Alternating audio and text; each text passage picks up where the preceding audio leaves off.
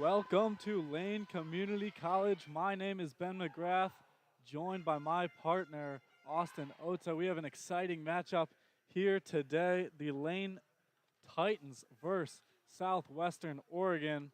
Last time these two teams faced off, the Lane Titans continue their undefeated 24-0 season heading into this match with Southwestern Oregon. Last time these two teams faced off was February 9th, where the Titans dominated 81-50. We'll see how that changes today.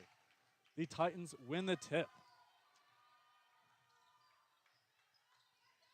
Kendra McKinich with it. Out to the wing and out of bounds, and it stays this way. Yeah, not something we see a lot here from Lane is tough passing to start the day, but McInish trying to get it out to the wing and was unable to do it. Good defense from the Lakers to start.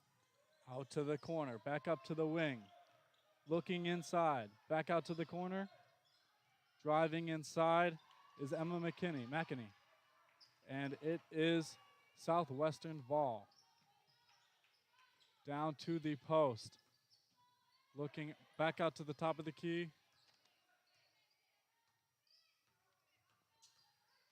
Emma Yazzie with it, looking, finds inside.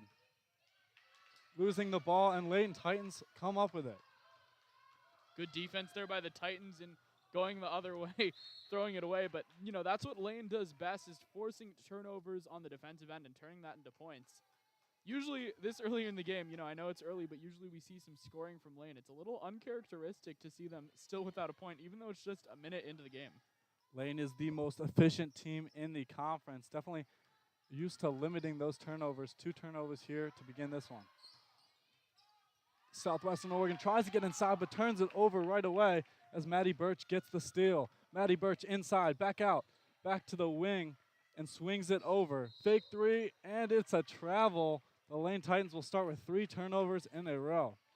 Yeah, like you mentioned, 3 turnovers and, you know, a little bit of sloppy offense. This might be a result because it is sophomore night here, the equivalent of senior night in college basketball. You know, they're getting those sophomores on the floor to start the game and just not the same rhythm we're used to seeing out of Lane. Eddington with it at the top of the key.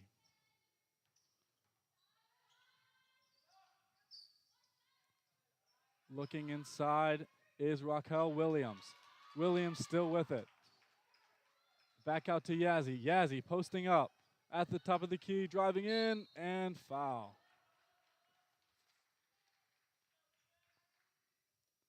Emma Yazzie, a huge player for Southwestern Oregon, as she's averaged 9.9 points all year long.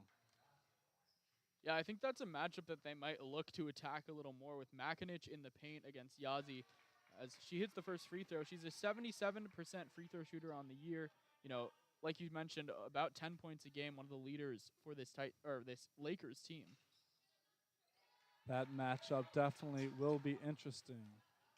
Kendra McKinich with it now. Driving in. Pops it out. 4-3. Got it. Emma McInerney. The score 3-2. Lane leads by 1. Eddington with it. Looking inside. Back up to the top of the key. Out to Roybal. Back. Ooh. Inside and lost again. The Titans will regain the ball.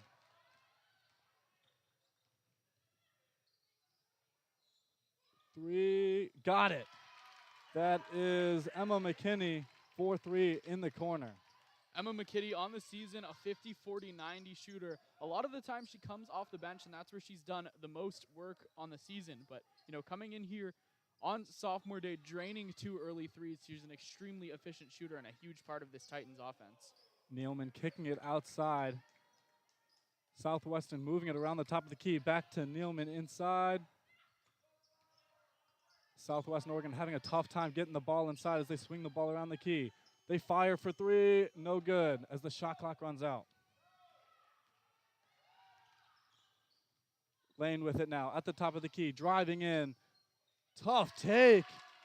What a take by Maddie Birch as she goes in strong. Birch driving, isolating her way from the left wing, crossing from her right to her left, finishing the left-handed layup. And on her sophomore day, you know, she's a player that averages 10 points a game. She's got her first 2 here and Lane, after a tough start, has taken the lead.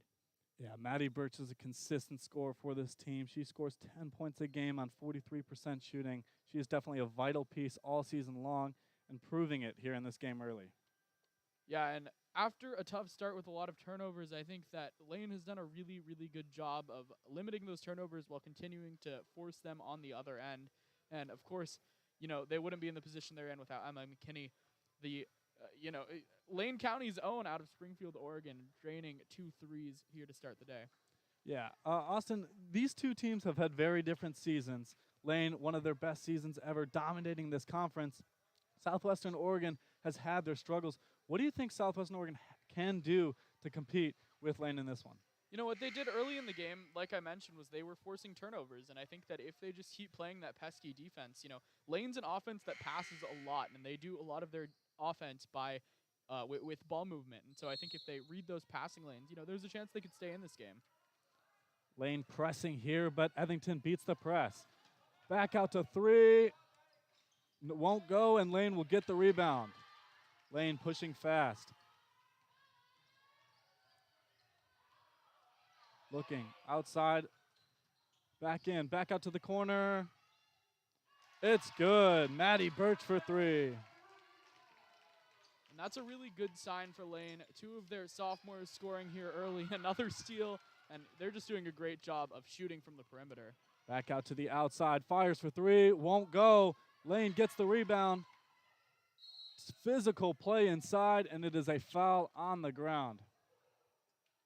But a good job there by Emma McKinney to grab that offensive rebound. I think she could have gone up with it immediately, but she looked instead to kick it out. She had Shay Skinner open on the perimeter, but Lane's going to take possession either way. Pass inside, kicks it back out, swings it around the corner, open three. It is good. Shay Skinner for three. And Lane's bench is loving that one. Shay Skinner, a player that averages just 4.6 minutes a game, getting the start today, draining her first shot she takes from outside, extending this Titans lead to double digits. Etherington with it on the ring, passes it inside. Tough lay-in, and it's good by Bria Nealman. That's a really good sign here for the Lakers to, be able to respond quickly after the three-pointer. Lane again for three. Emma McKinney from the top of the key. No hesitation with a hand in her face. Knocks it down. McKinney's usually more of a system player, someone who gets open as a result of the passing offense, but did a great job there creating for herself. Like you said, no hesitation, pulling up and draining that three-pointer. Yazzie looking.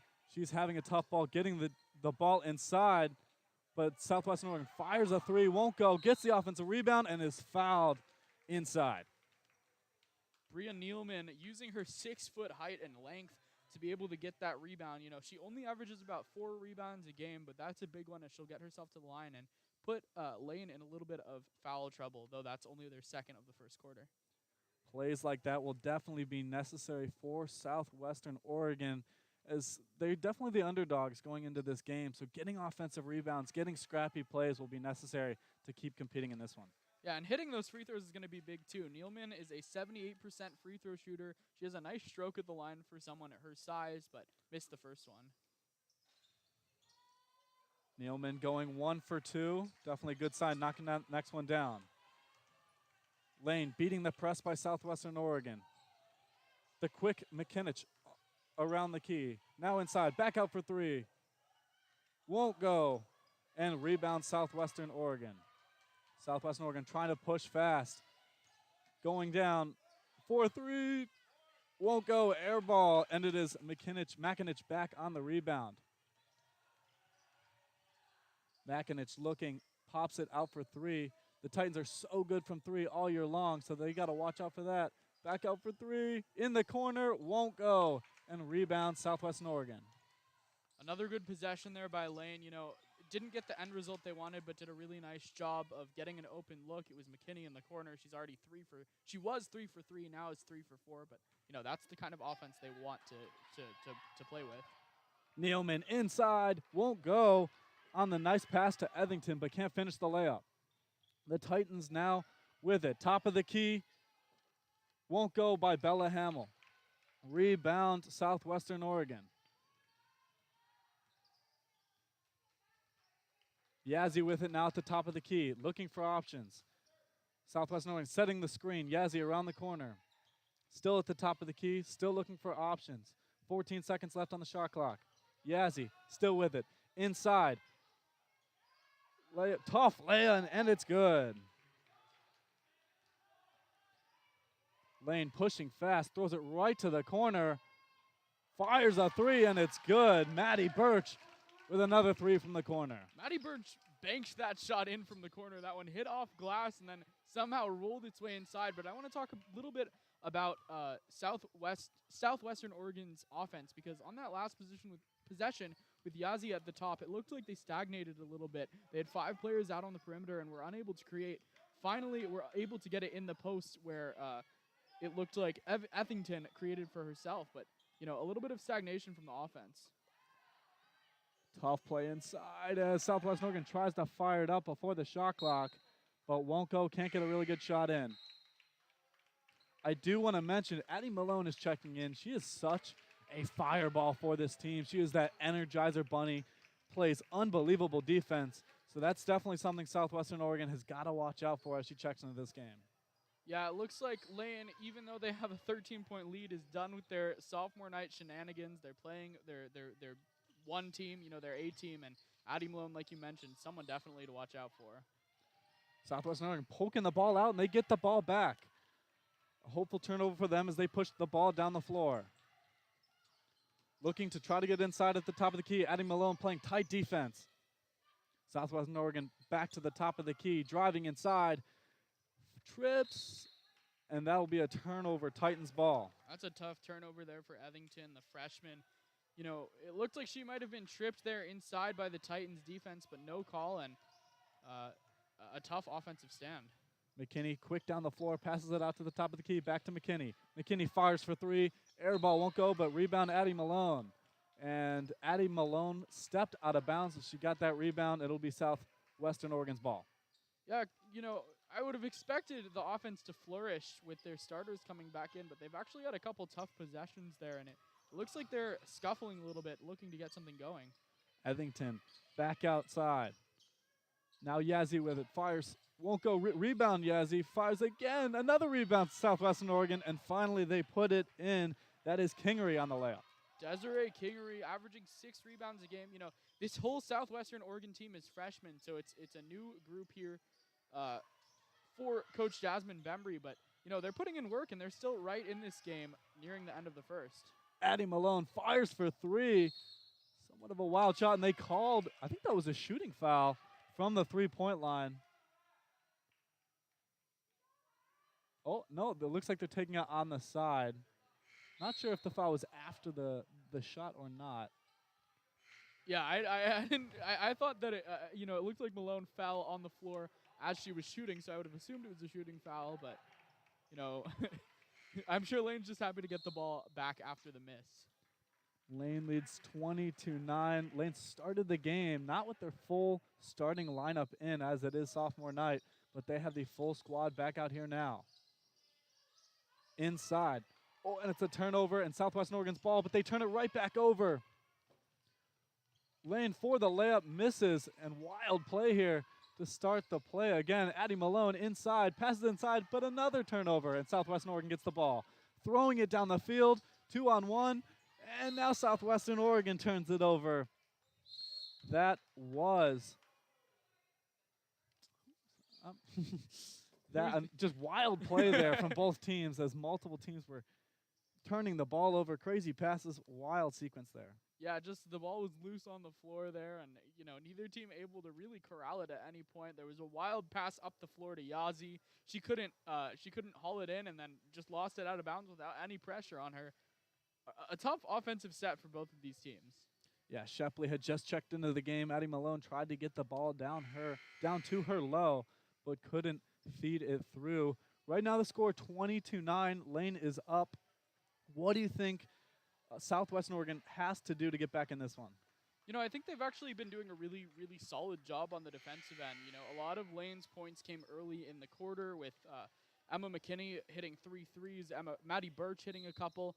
But since then, they've actually done a nice job of forcing turnovers as Lane already has 7. That's pretty uncharacteristic of them, and Southwestern Oregon has been pretty solid. Shepley inside and gets the easy layup. Pretty open on that one.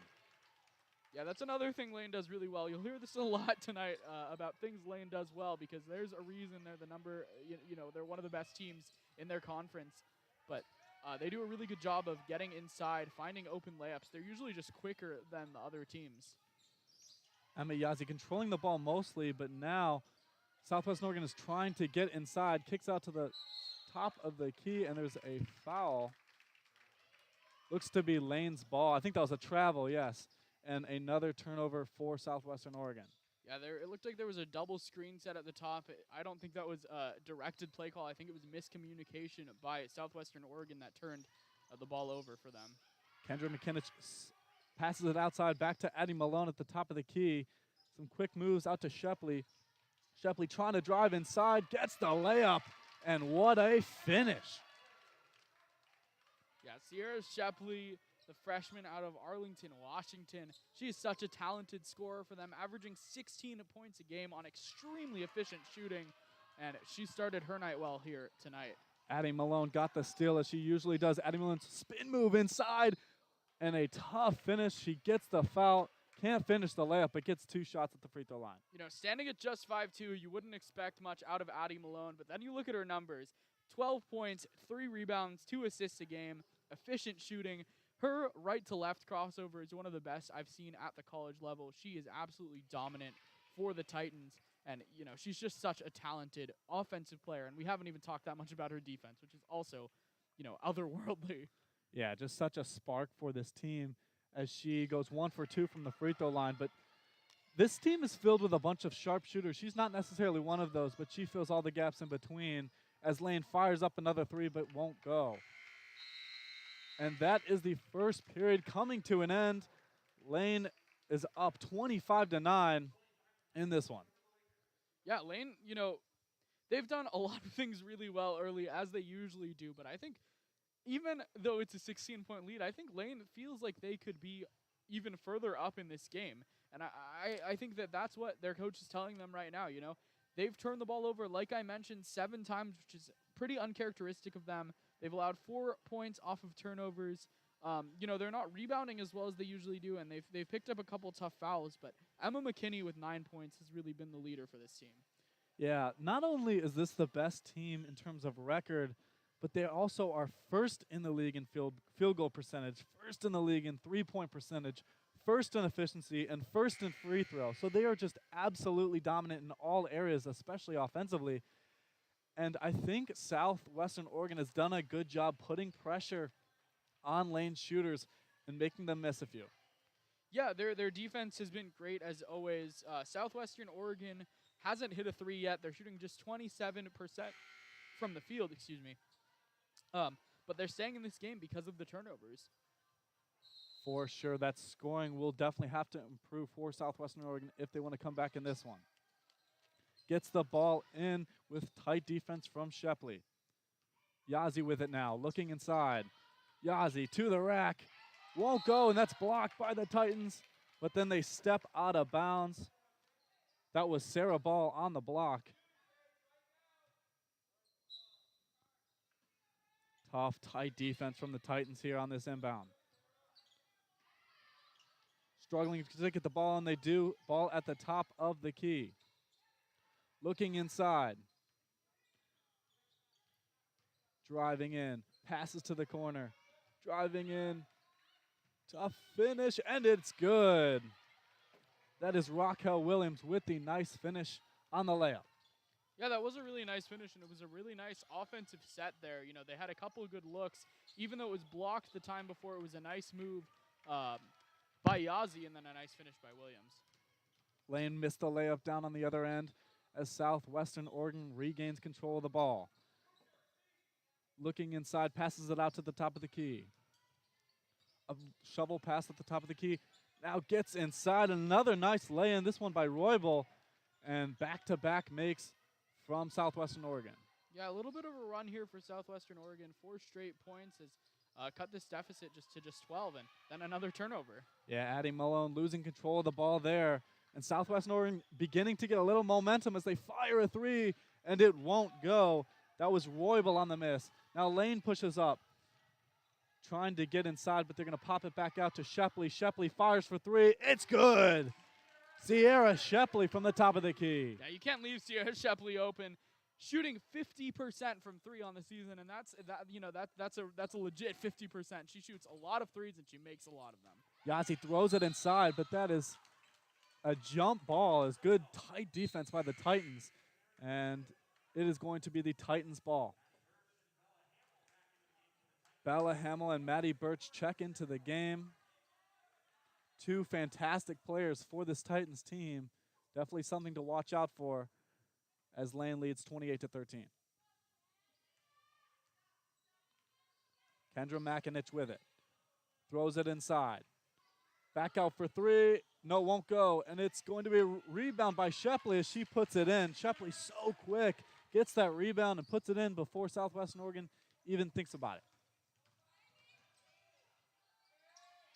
Southwestern Oregon down in the post. Won't go. Tough defense by the Titans. Shepley back out. Throws it cross court to Malone. Malone fires from three from the corner. Won't go. And I believe the Titans tried to get that rebound, but it bounced off the hands leading to Southwestern Oregon's ball. But what a pass there by Kendra McInich. You know, she threw it all the way from the left corner with one hand all the way to the right and found an open Malone. And Southwestern Oregon throws it away easily as Shepley fires for three on the turnover. Won't go. And the Titans will regain possession of the ball after the rebound. Tries to get it inside, but that'll be a foul on the ground. And right now, the Titans' press is absolutely brutal. Yeah, this was just a 12-point game, and now it's all the way back up to 17 with Lane having possession. They're just, you know, playing their game better. They're passing the ball extremely well. They're shooting extremely efficiently, and that's why they're up as big as they are. For Southwestern Oregon, Kingery and Rankin check into the game, trying to cause something different to change this momentum by the Titans. The Titans outside, Malone with it. Shifty move at the top of the key, passes it outside. Maddie Birch fires for three, won't go on the open three. Southwestern Oregon fires another deep pass. Wild passes, they regain possession at the top of the key. Tries to get inside with a swim move, can't get the rebound, and Shepley now on the break. Addie Malone with it. Shifty moves again. Shepley fires for three, won't go, and rebound Southwestern Oregon. And Southwestern Oregon, again, just trying to rush their place, throws it away with pretty little pressure on them. You got to eliminate those turnovers. Yeah, definitely. I think that's, you know, part of their problem is they're pressing a little bit, trying to find passes that aren't really there. Like you said, there wasn't a lot of pressure. They had the ability to slow it down and, you know, get a good pass. Weren't able to take that advantage of that. What a pass into Kendra McInich as she goes into the lane and gets the easy layup. Emma Yazzie with it now. At the top, looking inside. Shifty moves at the wing. Posting up now. Throws it away, and Lane will regain possession of that ball. McInich with it now. Driving, kicks it out. Back out to the top of the key. Looking, surveying inside. Back out to the corner. Back out to the wing. Good defense here by Southwestern Oregon as they will foul down in the paint. Emma McKinney hit 3 threes early in the game, but it's been a little quiet since. You know, she had a look on the right wing, didn't take it, instead chose to drive inside, and then she'll go to the line. Hopefully, you know, sometimes it helps to just see the ball go in the basket. And for McKinney, who's a 93% free throw shooter, you know, that's something she does pretty well. Yeah, and just as you say that, she knocks down her first one. But definitely, shooting free throws at the line can definitely help your stroke from all over the court. So definitely a rhythm maker here at the free throw line. McKinney knocks both down at the free throw line. As you said, an excellent free throw shooter. That's expected from her team. Southwestern Oregon, again, struggling to get inside, surveying at the top of the key. Drives into the paint with a strong take, but won't go. McInich now blazing down the floor as she tries to push the pace. McInich surveying. Gets it up, drives in, and Lane will get another Nice shot. That is Bella Hamill. Beautiful shot there. And just as we say that, Southwestern Oregon pushes the ball and gets a one-on-one. Nice take there. Fast-paced play here as Lane pushes the ball around. Back to the corner. Fires for three. Won't go. That was Maddie Birch on the three, and it's rebound by Southwestern Oregon. And that'll be a timeout from Southwestern Oregon as they're down 15 to 36. Yeah, Southwestern Oregon's offense has really struggled here in this second quarter. You know, they are obviously down 21 right now. They've only shot 32% from the field. They're 0 for 5 from 3. They're turning the ball over at a crazy rate. They're already at 13 turnovers, still with over halfway to go here in the second quarter. That's not a recipe for success for Southwestern Oregon. Yeah, and their offense looks a little messy. It doesn't look like they're getting into any kind of rhythm or any kind of play design. It seems like a lot of quick movements, which has led to these sloppy turnovers. Yeah, they'll have 5 players on the perimeter at times, just trying to pass it around. It kind of reminds me of the Oregon men's basketball offense, where you'll see just a little bit of stagnancy, and it's tough when you know they have the players that can score, but the ball movement is really struggling, and it's failing to get them open looks. Yeah, and with a tough defense like the Titans, you got to try to design some plays to switch it up. The stagnant offense will be pressed by the Lane Titans. So Southwestern Oregon has got to look to change up this offense and try to make it more difficult and unpredictable on the Titans. 5:27 here left in the second period. 36 to 15, Lane leads. They are looking to continue their undefeated season. A win here would mean 25-0 as this season comes to a close, coming up to the end of the season. Southwestern Oregon at the top of the key. Again, trying to get the ball inside, can't. Tough defense here by Lane. Oregon trying to drive in, blocked by Maddie Birch, and a beautiful defensive play there. Makinich with it at the top of the key, surveying. The Titans move the ball around the top of the key, back to Makinich. Makinich at the top of the key, fires for three, won't go. But Lane will get the rebound and put it back up. That is Bella Hamill. Uses her 5'9" frame to get that offensive rebound and put it back up.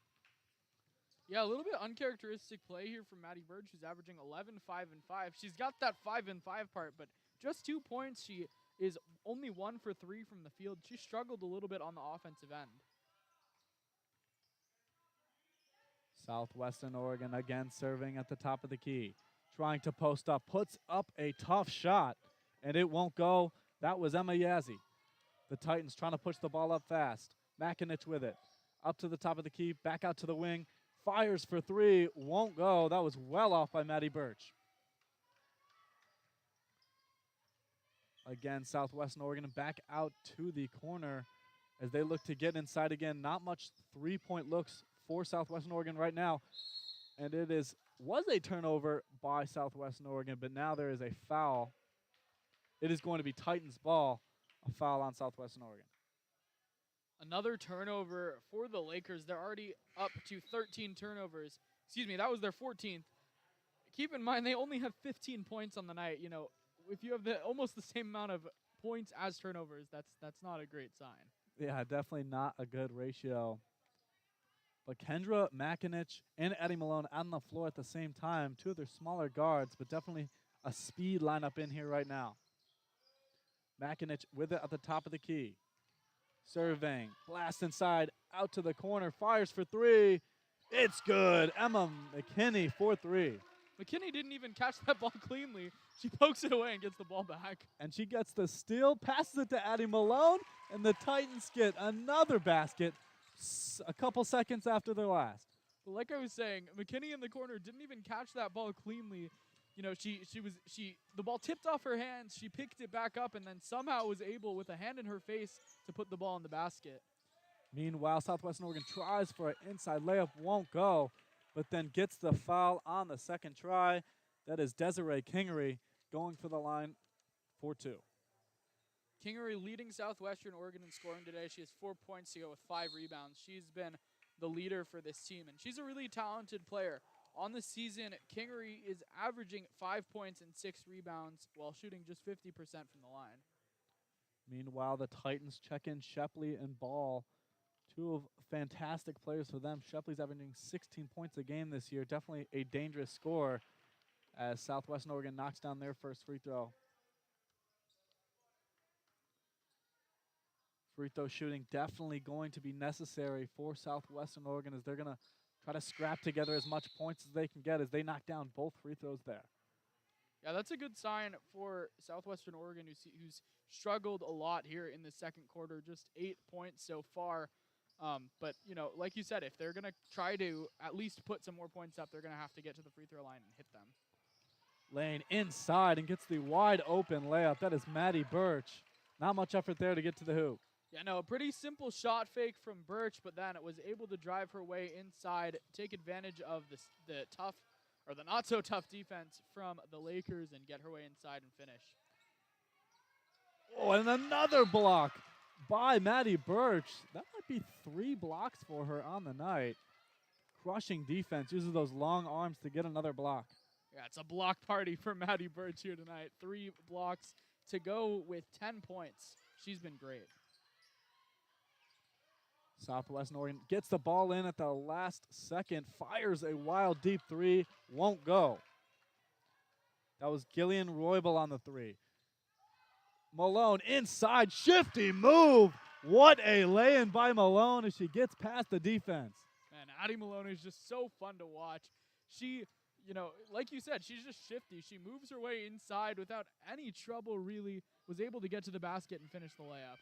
Southwestern Oregon fighting for the ball on the floor. They regain possession, but it is another turnover, and Addie Malone is wide open for the layup, and it is good. Back-to-back points for Addie Malone.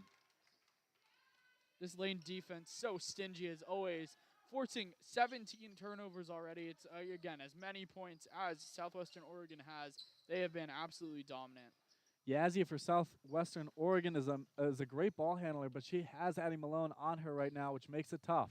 And Southwestern Oregon fires for 3, and it is good. Gillian Roybal on a nice deep 3 after her previous miss. Yeah, Roybal, she's a solid 3-point shooter on the season. She's a player that shoots 38%, probably their most consistent 3-point shooter, but that's just her first today on 5 tries. Lane gets the ball inside, but can't handle it. That was Sarah Ball missing the ball on the dish. Back to Southwestern Oregon, but this Titans defense, they're pressing all the way, so it seems that they can get the ball back at any second. Yeah, 12 steals, 16 forced turnovers. The defense is so good for the Titans. Southwestern Oregon making sure to keep Emma Yazzie in the game, and she is their main ball handler. But Lane definitely making it tough on her as she's forced to dish the ball out to all her teammates as she battles inside but can't get the call and will miss that one. Lane now with it to Shepley at the top of the key, misses the 3, and Southwestern Oregon will get the rebound. 53 seconds left on the clock. The Lakers with it. Down inside, misses, and Lane will get the rebound, trying to get the ball up fast to Malone. Malone, pump fake. Back out to Shepley. Shepley fires for 3 on the move. It's good! Sierra Shepley, unbelievable. Creating for herself, Sierra Shepley off the dribble. Lane does a great job catch and shoot, but a couple times today we've seen them create for themselves off the dribble, and that's been huge for them. Sierra Shepley, an huge score for this Lane team. She just, when she gets the opportunity, she does not miss it. Beautiful shot there. Southwestern Oregon with it, trying to take it inside. Tough lane, misses. That was again Gillian Roybal. 1 second left on the shot, fires, heaves the ball, and it won't go. That makes it 52-20 at half. Lane Titans lead Southwestern Oregon Lakers. How'd you feel about that half? I mean, it was just more of the same from Lane. They did what they've been doing all season, what they've been doing for a while here Emma McKinney, Sierra Shapley, Maddie Birch, all in double digits and stopping anything Southwestern Oregon has on the offensive end. Yeah, just proving that they are the best team in the conference. They started with an irregular lineup, not their usual starting lineup given it is sophomore night, but they show no signs of slowing down as they dominate this half 52-20. We will be right back after halftime. Don't go away. We will continue the second half of this Lane Southwestern Oregon basketball game.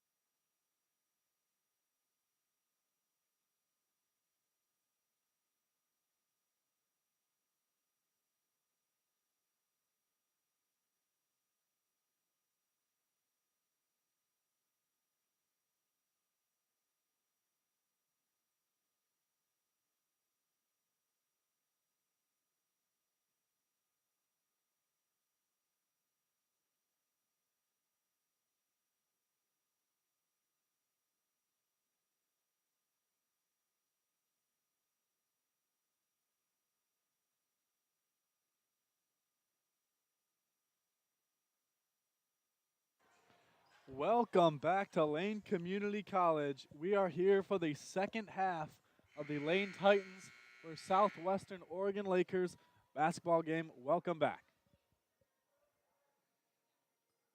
The Lakers are going to start with the ball out of bounds to start the second half.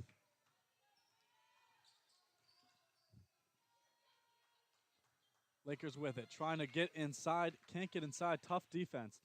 Fires for three is Gillian Roybal. She has fired up a couple, a nice three there. Yeah, you know, she struggled early in the game, was 0 for her first 4 from deep, but has hit her last 2 and is already up to 8 points to lead the Lakers in scoring.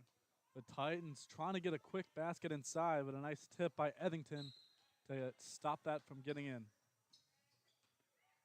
The Titans, gets a wide open layup.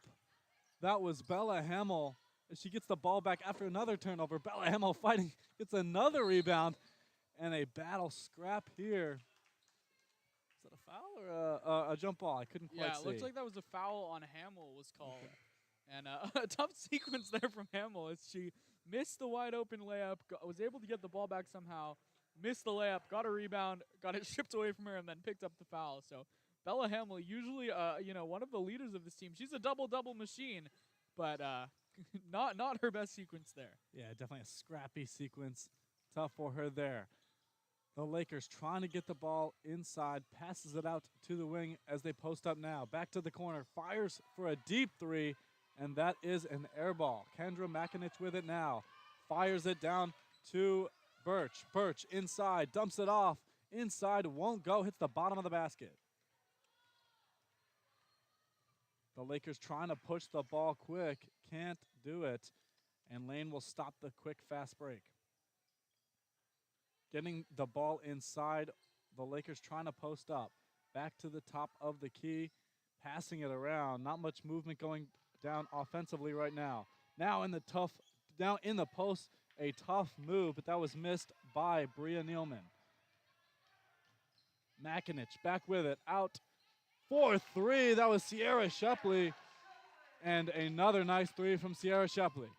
Sierra Shepley might be having one of her best games of the season. She's at 15 points, 4 rebounds, has hit 3 of 6 from 3, and we still have almost a whole half of basketball to go. Yeah, she has been unconscious from that three-point line, something Southwestern Oregon has got to look up for. Trying to post up, kicks it out to the corner as they fire up a layup. It won't go. Tough defense there by the Titans. McInich pushing the ball down with her blazing speed, but that is blocked by Bria Nealman. The Lakers with it now. Tough defense again by the Titans, but that is a foul by Kendra McInich. I thought that on the other end, Etherington driving into the lane might have been called for a travel. It looked like she took a couple too many steps, but instead McInich is going to be called for the foul. Already 2 on Lane here, just about 2 minutes into this third quarter. Yeah, McInich just reaching in a little too aggressive there, causing the foul. The Lakers getting the ball inside, and they will be fouled. That is Bria Nealman getting to the free throw line. Bria Nealman has been really solid to start this second half. She gets herself to the line there, and then on the other end on that possession before, she had a big block of McInich. McInich continues to struggle. You know, she does have 6 assists to lead Lane. She has 5 rebounds. You know, she's one of their better all-around players, but only 2 points and pretty inefficient from the field for McInich. A little uncharacteristic from her. Nealman, a 77% free throw shooter, knocks down her first shot. The score, 55-24. Lane leads with 7 minutes and 30 seconds left in this third period. And Nealman will miss that second shot as she goes 1 for 2. Lane trying to push the ball down the floor as Birch has it. Kicks it outside to Shepley. Shepley, big miss, but again, an offensive rebound. Nice play there by Sarah Ball to get the offensive rebound and put it back up. Yeah, Sarah Ball the other day against Lynn Benton, Community College was able to have a huge game. She had a double-double in the first half, and you know she didn't play a lot to start the game, but has been really good to start the second half here. Lane, quick passing to start their possession. Shepley with it on the baseline. Passes it out, swings it up, fires for 3 and won't go, but Shepley gets the rebound and puts it back up. How do you even defend the Titans there? Southwestern Oregon coming out in the zone, but Lane does a phenomenal job. They passed it all the way around the perimeter. Shepley was able to drive inside, then kick it out to a wide open shooter in the corner. As the defenders crash, that shooter passed it to the wing. The three was missed, but Shepley got the offensive rebound and put it back in. There's a reason Lane is one of the top teams in the conference, and they're showing it tonight. Yeah, and you could see there's just such an unbelievably well-coached team. Just absolute selfless basketball going on. Nearly every woman touched the ball on that play, missed the shot, but then got the offensive rebound. Still aggressive, even though the score is 59-24. Yeah, they're not slowing down at all here. Lane is notorious a little bit for picking up that score. I don't know if you watched any Last Chance U, but in the first season of Last Chance U football, they had to put in a new rule for the coach where the clock was unable to stop in the second half because of how much they tried to run up the score. I think we might be seeing that with Lane here soon because they're up 35 and not showing any signs of slowing down. Yeah, and for Southwestern Oregon, you just got to keep your spirits high, stay aggressive. Those offensive rebounds that Lane gets, you got to try to eliminate those because they have proved to be a less technical team than Lane. So you got to win on the aggressive and the energy end. And so that's something that Southwestern Oregon has got to look for going for the rest of this game. But it's got to be pretty demoralizing to be a team like Southwestern Oregon. They've already had a tough season so far. They're sitting at the season at just 4-17, but and down 35 here. So it's hard to keep those spirits up, but they're doing a good job of that, and that's another coaching thing to make sure they're staying with their heads in the game. Very true. Southwestern Oregon kicks it to the corner, driving baseline back up to the top of the key, fires for another layup, and that is a foul. I believe that is Teagle going to the line for two. Yeah, this isn't a player we've seen much today. Kaylin Teagle, she's a player for Southwestern that averages about 2 points and 3 rebounds a game. Doesn't get a ton of playing time out of local Grants Pass, Oregon. So it's good to see her in the game, and the foul was on Ball. She knocks down both free throws there. She's a 58.8 free throw shooter on the season. Nice job knocking down both free throws there. The Titans with it at the top of the key. That's Shepley. Shepley dishes it to the wing. Maddie Birch looking. Drive a nice pass inside, but smoked the layup. That was Sarah Ball. Great play design there. It was simple, but it worked so well. The simple pick and roll is the one play in basketball that is timeless. It'll last forever. The pick and roll with Birch and Ball there worked to perfection. Ball was just unable to hit the shot, even though she was open with the layup. And meanwhile, Emma Yazzie fires up a deep three, but won't go, given the tough defense by the Titans. Shepley with it now, driving inside, kicks it out to Birch. Birch fires from three and sinks it. Maddie Birch finishing the opportunity. Wow. This Lane offense is just so good. That's their 11th three of the game already. They're hitting from outside. They're hitting from inside. They're finding open looks. And like you mentioned, it's just great coached basketball. Yeah, and Southwestern Oregon is getting a hand up, but just can't seem to cause any difficulty for these Lane shooters. Meanwhile, Southwestern Oregon fires up a three. That is Gillian Roybal, but she will miss it. I think they got the rebound and put it right back up. I did miss. Anyway, the Titans have the ball back. It is 62-28.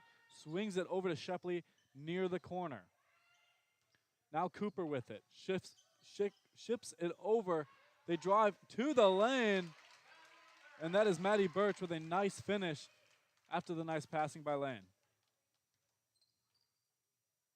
Yazzie with it now. She's trying to ball handle her way through this game, but Lane has made it tough on all ball handlers for Southwestern Oregon. They fire up a three. That is Etherington, but she will miss as the Titans get the rebound. Makinich with it now. Fires off to Birch. Birch at the top of the key. Birch looking. Back to Makinich. Makinich shifty moves. Tries to get inside and won't go, but gets her own rebound. Puts it back up. And a beautiful play by Kendra Makinich. Yeah, Makinich, like I mentioned, is struggling a little bit on the day so far. She did miss the shot. She was able to get her own rebound and put it back in, but what a move, shifting from her right to her left to be able to drive inside and finish with her dominant hand. Kingery passes it out to the wing. Tough defense and a 50-50 ball. Southwestern Oregon gets it. Now, a floater on the wing. And what a shot by Gillian Roybal as she sinks that one. You know, she's the first double-digit scorer today for the Lakers, up to 10 points. It's been inefficient, but it's good to see someone stepping up and putting the ball in the basket. Birch with a hard take to the rim. Won't go, but rebound by the Titans. That is Sarah Ball on the rebound. And it will be a travel? It looked like there was a foul on the... Oh, no, I think it was a travel. A travel on the Titans, as it'll now be the Lakers ball as they head into a timeout. But it looked like the Titans were about to have an entire platoon change, substituting out 5 players. Yeah, that's something we see a lot from this Titans team, and that just shows the depth of this Titans team. You know, you don't see a player come into the game that won't make an impact for Lane, and that's, you know, really what they do well is they coach they coach to their system, and that's why you see, you know, 12, 13 Titans players dominate. It's great to see. Yeah, for sure. They're just such an all-rounded team. There is no lineup they put out there that is a weak one. Even in the beginning of the game where they played some sophomores that usually don't have major playing time, they were still dominating the beginning of the game. So just no weak links on this Titans team, and proving to be the top-ranked team in this conference like they are. Yeah, they, you know, like you mentioned, they've been great tonight.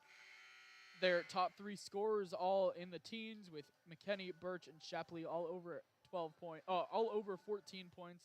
Addie Malone's contributed 7, and Kendra McInich, for all of her shooting struggles, still has provided great offense, as she's got 6 rebounds and 6 assists. You know, she's a facilitator even when she can't score. Yeah, for the Southwestern Oregon Lakers, this could be kind of a test. You know, you're down 30-66. It has been a tough season, but can they battle through the adversity and still play their best basketball? Etherington with it at the top of the key. Surveying as a lot of motion goes down below. Etherington still with it, posting up now. Kicks it out. The ball loses it for a second, but gets the ball back at the top of the key. Cooper now with it, inside, posting up. It's good. That is Kingery on the layup. Addie Malone with it on the wing. Ships it over to Shepley. Shepley surveying, fires from 3, and it's good. Sierra Shepley again on a contested 3. What a shot.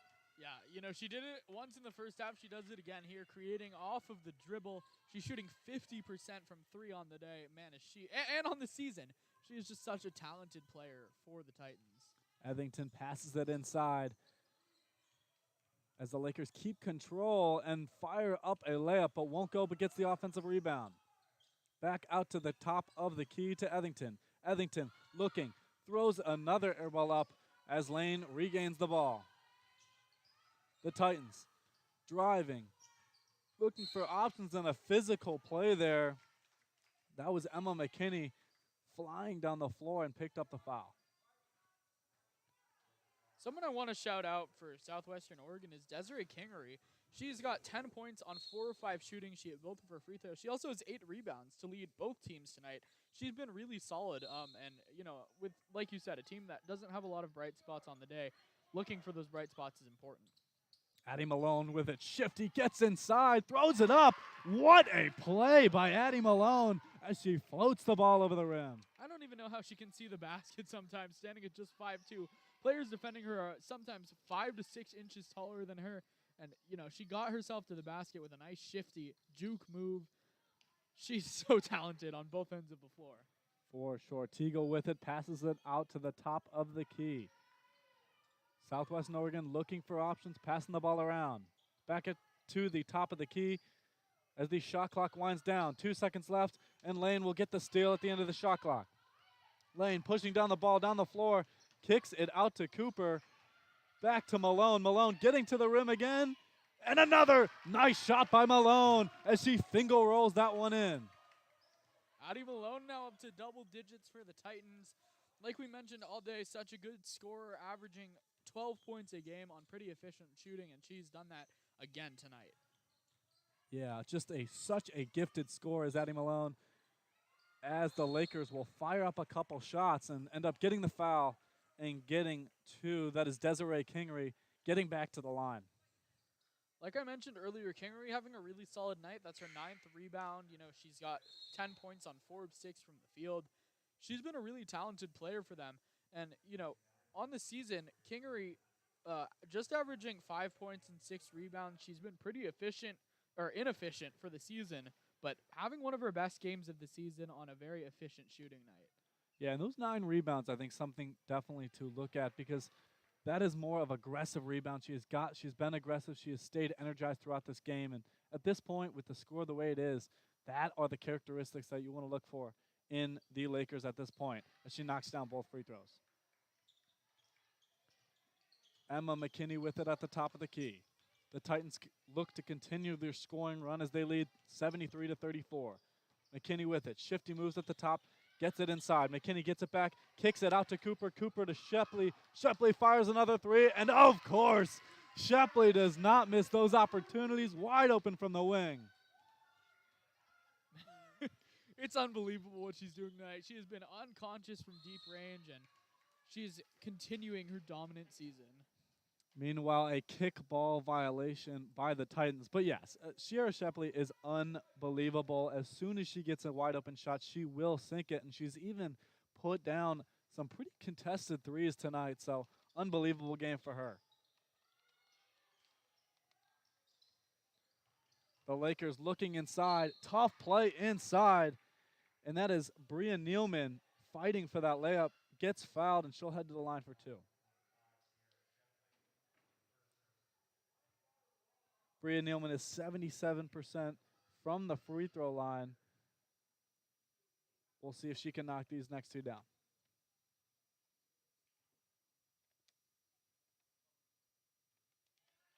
She sinks the first one, and overall, the Lakers are not bad free throw shooters. They shoot 72% from the free throw line. 2 lanes, 75%. So that is one of their bright spots been all season long. And she will knock down another one. Bria Nealman getting another 2 points there at the free throw line. McKinney serving at the top of the key. Shifty moves. 10 seconds left on the clock. Shot clock turned off. 7 seconds. Shepley fires another 3 and knocks it down with a hand in her face. And the clock expires, but not without that Sierra Shepley 3. Unbelievable. As soon as it touches her hands, that quick release, she fires it off, and she is sinking them. Yeah, the quick trigger from Sierra Shepley. 6 3-pointers on the day, 26 points. We've said it a couple times today. She's been unconscious. Yeah, and how do you defend that? I mean, if you're Southwestern Oregon, as soon as it touches her hands, it seems like it's at the bottom of the net. She has such a quick release, and she never hesitates even with a hand on her face. So just dominance from Sierra Shepley, as she's done all season, but for sure this is one of her best games. I mean, yeah, she's done it all season, but it doesn't take away from the fact that she has been unconscious tonight. You know, this game could just be Sierra Shepley and Maddie Birch, and Lane would still be ahead of Southwestern. It's just dominance from Shepley and Birch. Yeah, those two have been dominant for sure. Shepley averaging 16.1 points a game on the season, and Birch 10.3, but they have both had excellent games here today. As we enter the final quarter of this game, Lane leads 79-36 going into the fourth quarter, as Lane will start off with the ball. Emma McKinney with it, passes it off to Malone with a sweet crossover. Malone pulls up from mid-range, won't go. Rebound Southwestern Oregon. They push the ball fast, fires it to the corner and fires a 3, but won't go. Surprisingly, they didn't try to get the ball inside. It seems like they had a lane, but kicked it out to the corner.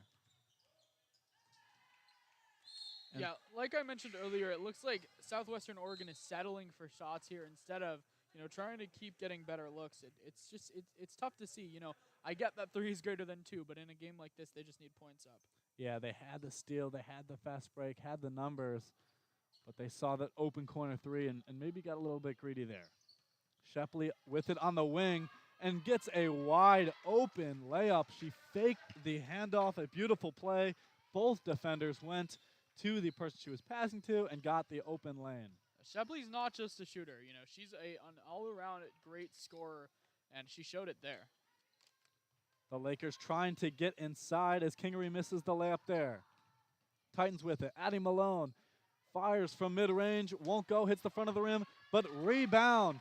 Bella Hamill, she puts it in. Bella Hamill, she's been a little quiet here in the second half, but already up to 10 rebounds, and that's her 6th point of the night. She's been really solid. Yazzie with it now. Kicks it into the middle of the paint. Posting up now. Back to Yazzie on the wing. Addie Malone guarding her. Yazzie with a nice move.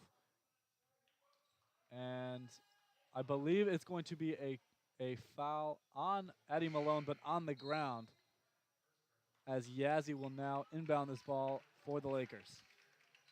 Someone checking in right now for the Titans is Arlie Sorensen, the 6'2 center.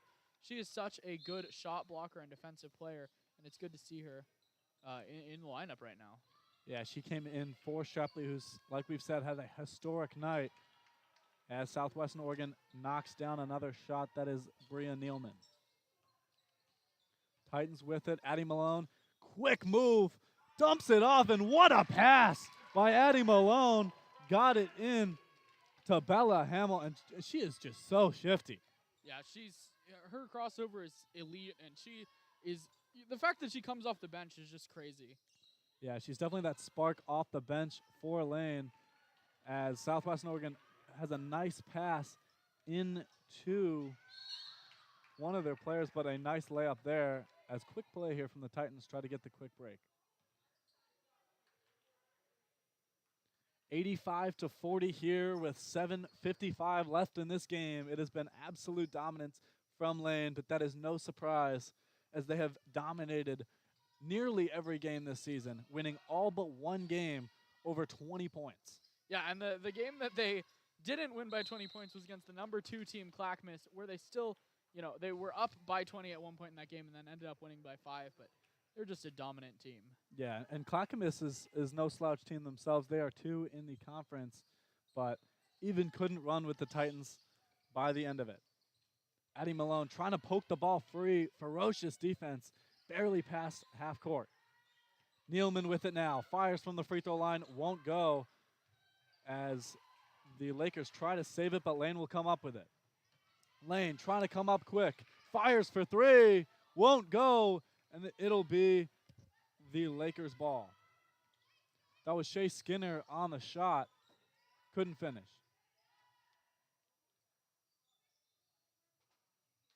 Lakers with it now at the top of the key. Driving inside. Can't find anything. At the elbow. Back to the top of the key is Ethingston. And a pretty wild play. And yep, that'll be a travel. Good defense there by the Titans to keep their feet set. Southwestern Oregon just has so much trouble penetrating this lane defense, and early in the quarter we talked about how it's tough when they're looking for shots on the perimeter, but it's hard when they can't penetrate. Titans with it, looking on the outside of the key, passes it inside and won't go, but gets the offensive rebound. Beautiful passing here by the Titans as they miss another shot. That is Shea Skinner on the short floater.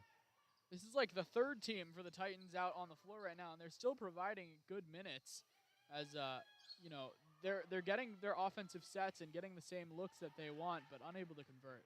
Roybal missed the 3, but Southwestern Oregon got the rebound, and Kingery put the ball back to get the 2 points.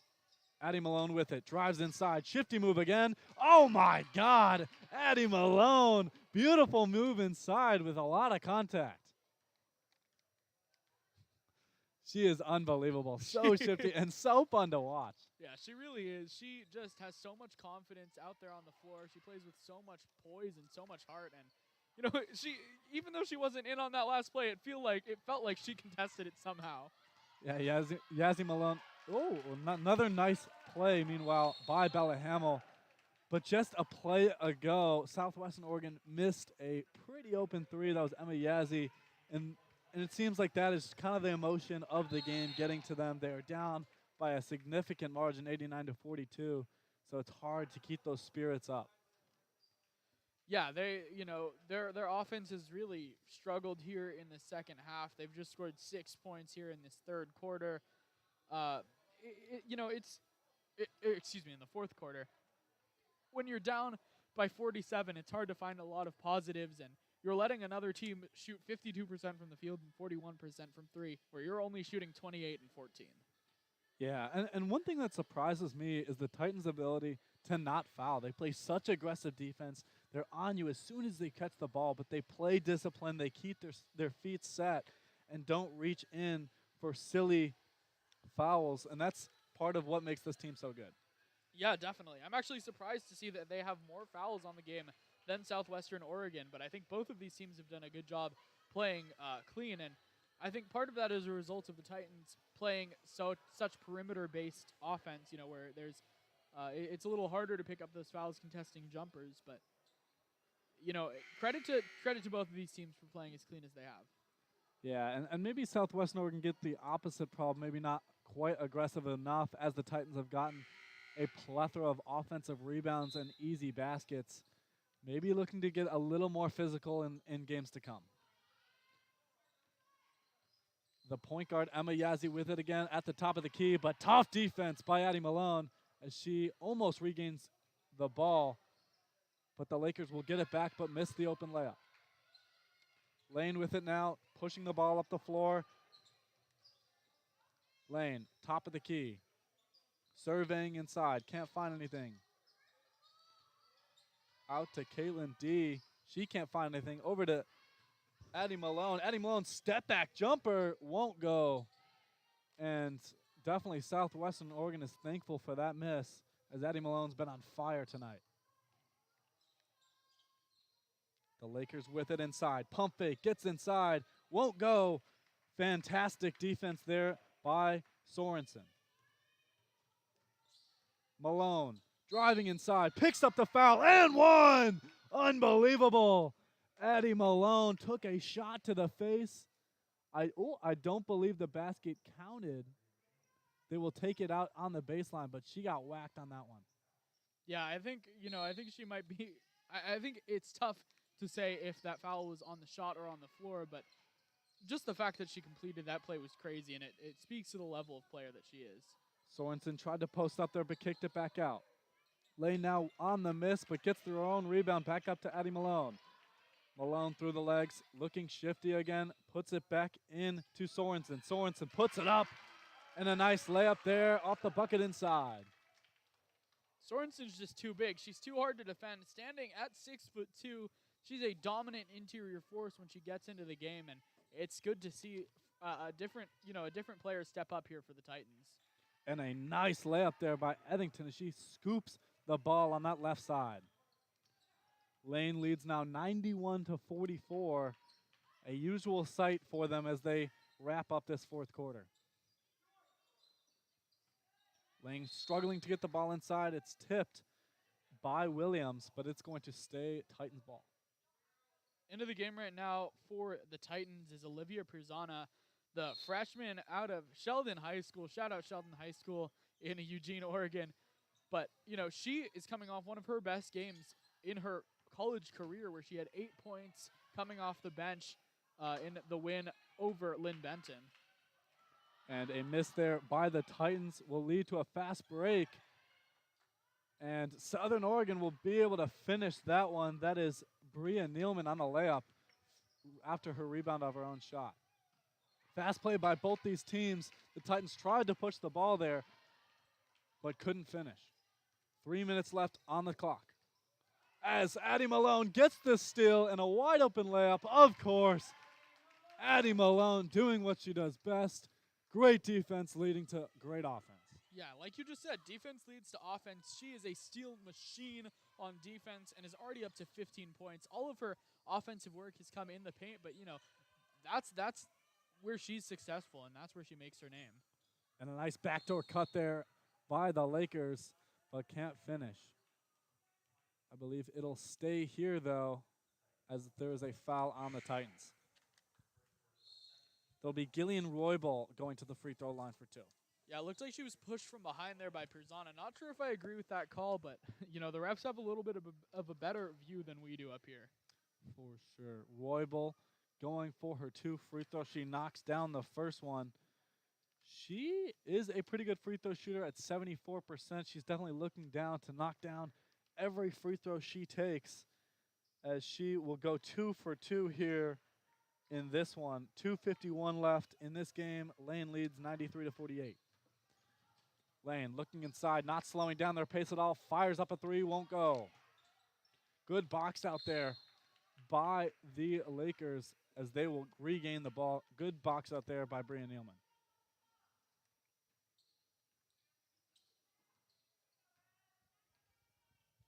Yazzie with it. She's had a difficult time creating space for herself today as she kicks it inside. Back out to Yazzie. Yazzie looking with Addie Malone on her.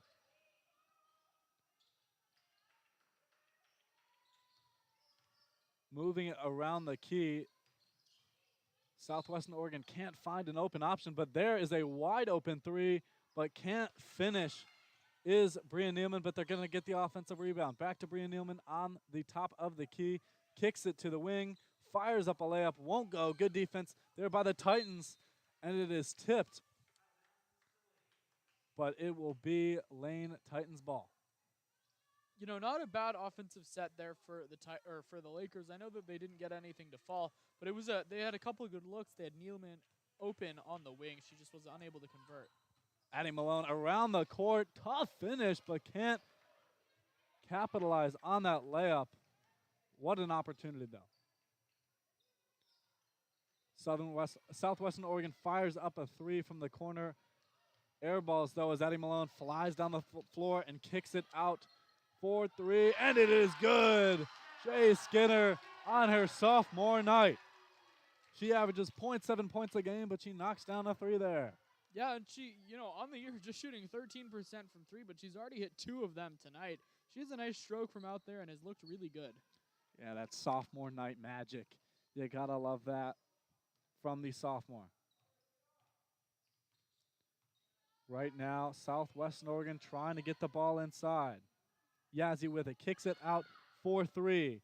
It is good by Bria Nealman. Nice shot to finish that open 3. 53 seconds left on the clock as we head within a minute of this game. D with it. Good D there by Southwestern Oregon. Tries to get the ball inside.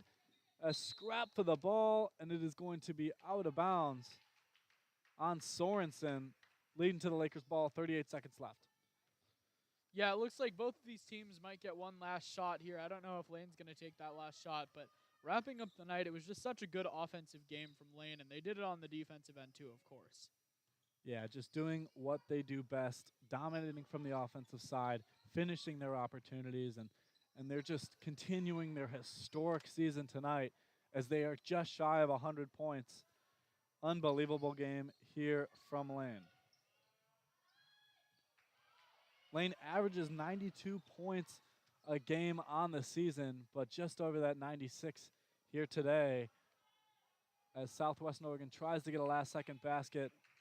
They will fall short of their 67 points per game average with 51 here, but that will wrap it up. 96-51. Lane takes their 25th win on the season, and the Southwestern Oregon Lakers struggles will continue. Any last thoughts? Yeah, I mean, you just have to shout out the play, of course, of Sierra Shepley. 28 points, 11 of 16 from the field, 6 of 10 from 3, 5 rebounds. She was absolutely dominant. It's always good to see Lane and their top players step it up in their biggest games. And I have to shout out Bria Nealman, who finished with 15 points and 5 rebounds for the Lakers. And, we'll be back here in about 30 minutes for another game. So I'm excited for that one. Yes, stay with us for the men matchup between the Lady Titans and Southwestern Oregon. We will be back in 29 minutes. My name is Ben McGrath, joined by Austin. and we will see you shortly.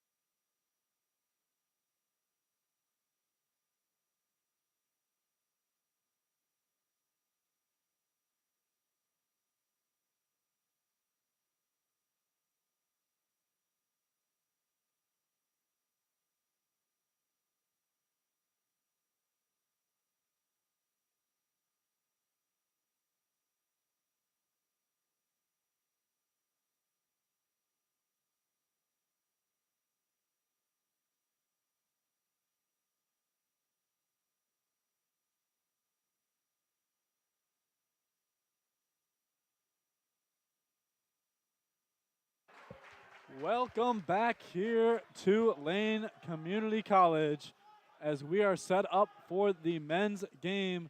This is Lane Community College versus Southwestern Oregon Lakers. Both these teams heading into the final portion of their season.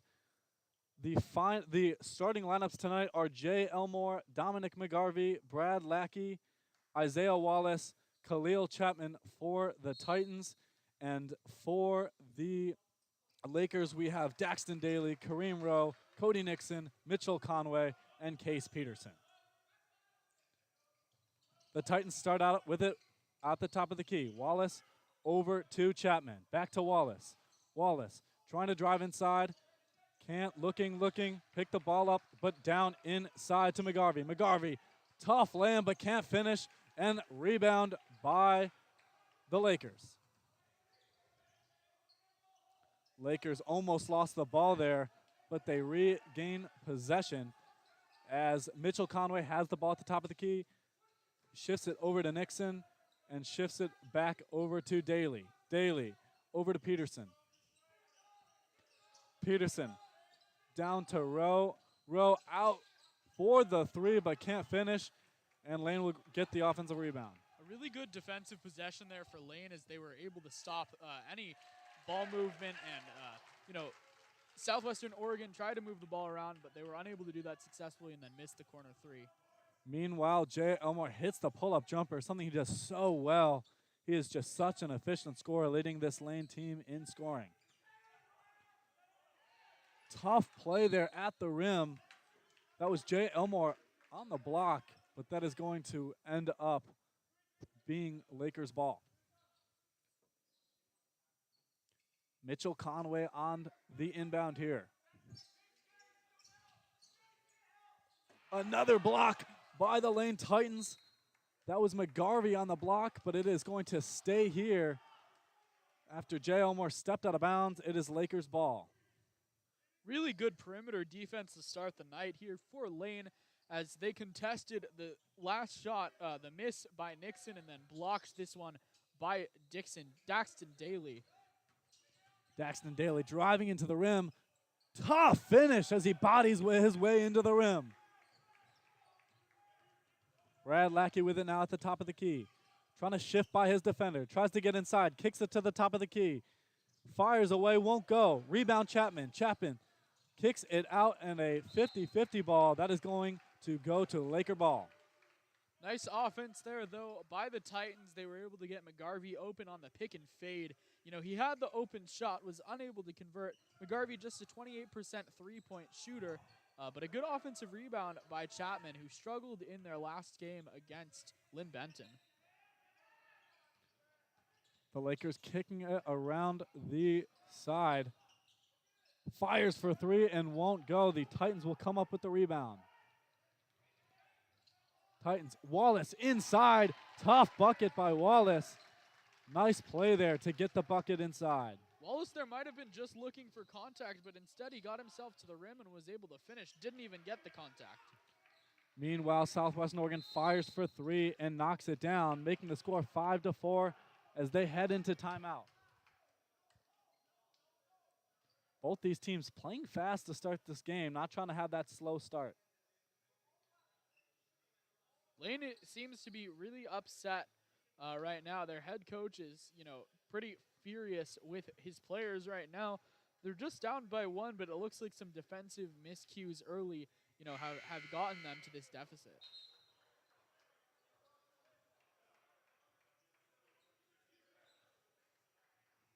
Four to 5 here, both tightly contested game with 17:31 left in the half.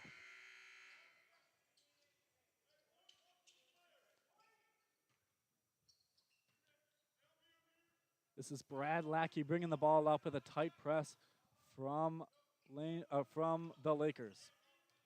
Chapman with it now at the top of the key, switches it over to McGarvey. McGarvey throws it inside but tips it away. Wallace out to Lackey. Lackey knocks down the three on the top of the key. Lackey in that last game against Lynn Benton was absolutely unconscious for the Titans. He has the ability to heat up and really change a game, and that's what he's already starting to do in this one. Peterson throws it over to the side to Conway. Conway driving inside, dumps it off, but a loose ball. And now Daly on the three, but he misses. Rebound, Lane. Kicks it outside to Wallace. Now McGarvey on the side. Kicks it out to Elmore in the corner, and he misses the wide open three. A tough play there on the rebound. Kind of a scrappy play, but the Lakers will end up with that one as Elmore will check out of the game. Elmore, a guy averaging 13 points a game on pretty efficient shooting, but you know, he's got 1 of 2 from the field today. Like you mentioned, he's a lot better from mid-range than he is from outside, and he missed that three-point jumper there. Beautiful defense there by Lane as they prevent the easy layup. Lane at the top of the key, fires for three. It's good. Brad Lackey from way downtown. Brad Lackey, like I mentioned, started the season coming off the bench, but since he's been named a starter, has been absolutely lethal from outside. Rowe looking, trying to get a bucket on Chapman. Chapman wants the travel, but won't get it. Nice finish there by Rowe inside. Ford with it now. Tough turn around layup. Doesn't get the foul. And the Conway with it at the top of the key. Over to Rowe. Rowe over to Conway. Conway fires for three. It's good. Both these teams firing from way downtown. Yeah, lots of three-pointers here early, as over 50% of the shots in tonight's game have been from downtown. It'll be interesting to see if either of these teams is going to pull away with that strategy. Lane battling for the ball inside. Can't get the ball in the basket, and it is going to be the Lakers' ball. Dominic McGarvey, a guy that's shooting 55% from the field this year, struggled early today. Conway going inside and out. Kicks it out to Daly, but now back inside to Case Peterson, who will get the bucket inside.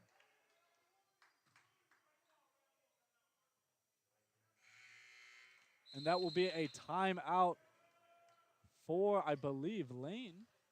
And as they are down 10-12, and this has been a tightly contested first quarter so far. Yeah, this is a lot better than the women's game we just watched, where Lane absolutely dominated Southwestern Oregon. Southwestern Oregon in this one, the Lakers actually coming out on top early, up 2. And, you know, a lot of that has been due to the outside shooting. They're taking a lot of outside shots, and you know some of them are going to fall. But Mitchell Conway and Cody Nixon have each hit theirs. And Daxton Daly, a guy that shoots a lot from 3, is just 0 for 2 from the day.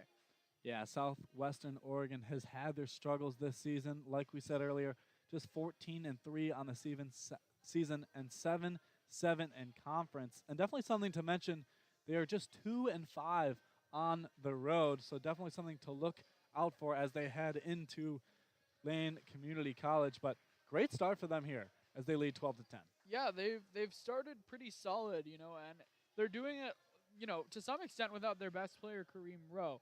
Rowe's the guy that averages 18 points and 8 rebounds a game. He's a first-team All-Region, first-team All-League, and, you know, he only has 2 points to start the day. It'll be interesting to see if he starts to step it up for them. For sure, as Lane will start with the ball. This is Tyshawn Ford trying to bring the ball out, but tough pressure from Kareem Rowe from the Lakers. Tyshawn Ford with some shifty moves to get the ball up the court. Ford with it, down to Wallace. Wallace into Chapman. Chapman loses the ball for a second, but regains possession. Chapman battling down low. Can't finish, though. And the Lakers will regain possession as they push the ball down the floor. Rowe kicking it outside. The Lakers fire from mid-range, but can't finish. That is Rowe on the miss. Tyshawn Ford with a shifty move, but can't get anything outside to Chapman. Chapman fires for 3 and knocks it down. Khalil Chapman early in this one already making his presence known. That's his first shot of the game to get him to 3 points, but you know, he struggled a little bit recently, and he's starting to pick it back up. That's a really good sign for this Lane team. Yeah, Chapman is a huge defensive presence as he contests a shot there, but a nice three-pointer on the last play. Ford now with it fast. He kicks it out to the corner to Lackey. Lackey misses the 3, but it bounces back to Lackey. Lackey over to Wallace. Wallace back to Ford. Back to Ford on the wing. Ford looking to get inside. This is Blythe with it now. Blythe, spin move inside, and it falls. Blythe with a nice spin move and finish. Blythe did a nice job to put that one through traffic on the right spot off the glass and get it to fall. The Lakers trying to get inside here along this Titans defense, but Chapman gets away with the steal inside. Over to Ford, 2-on-1. Wallace fires from three, won't go, but Lane gets the rebound again. Misses the layup, and now it is the Lakers' ball. Conway with it, battling inside, tough land, gets his own rebound, steals it from Chapman, fires it to the wing, and the Lakers will control their offense. Out to the corner, won't go, and Chapman gets the rebound. Fast-paced offense here for the Lakers. Yeah, fast-paced offense and not a lot of stoppage so far. You know, both of these teams doing a good job staying out of foul trouble, and it's led to some really quick offensive production from both of these teams. Ford with it now, fires an open three, won't go. He's going to want to put that one down as the Lakers regain possession. Nixon with it at the top of the key, kicks it over to Conway. Conway over to Skolkins. Over to Conway. Conway looking to get inside. Ford pressing him. Fires for three, won't go, and Lane will get the rebound. Bombs it up to Wallace. Wallace with a tough land, and he puts it in on the fast-paced offense. Baseball pass there from Brad Lackey. You know, he's not just a shooter. He's an all-around offensive talent. What a day already for Brad Lackey. He's got 6 points, 6 rebounds, and 2 assists. Yeah, definitely a huge offensive load for Lane here as Brad Lackey is picking up his quick points in the beginning of this game. Tough defense again as Wallace gets the steal, kicks it over to Ford. Ford, 3-on-2. Ford kicks it out. Fires for three is Lackey but can't finish. Ford fighting for that ball, but that's going to go to the Lakers.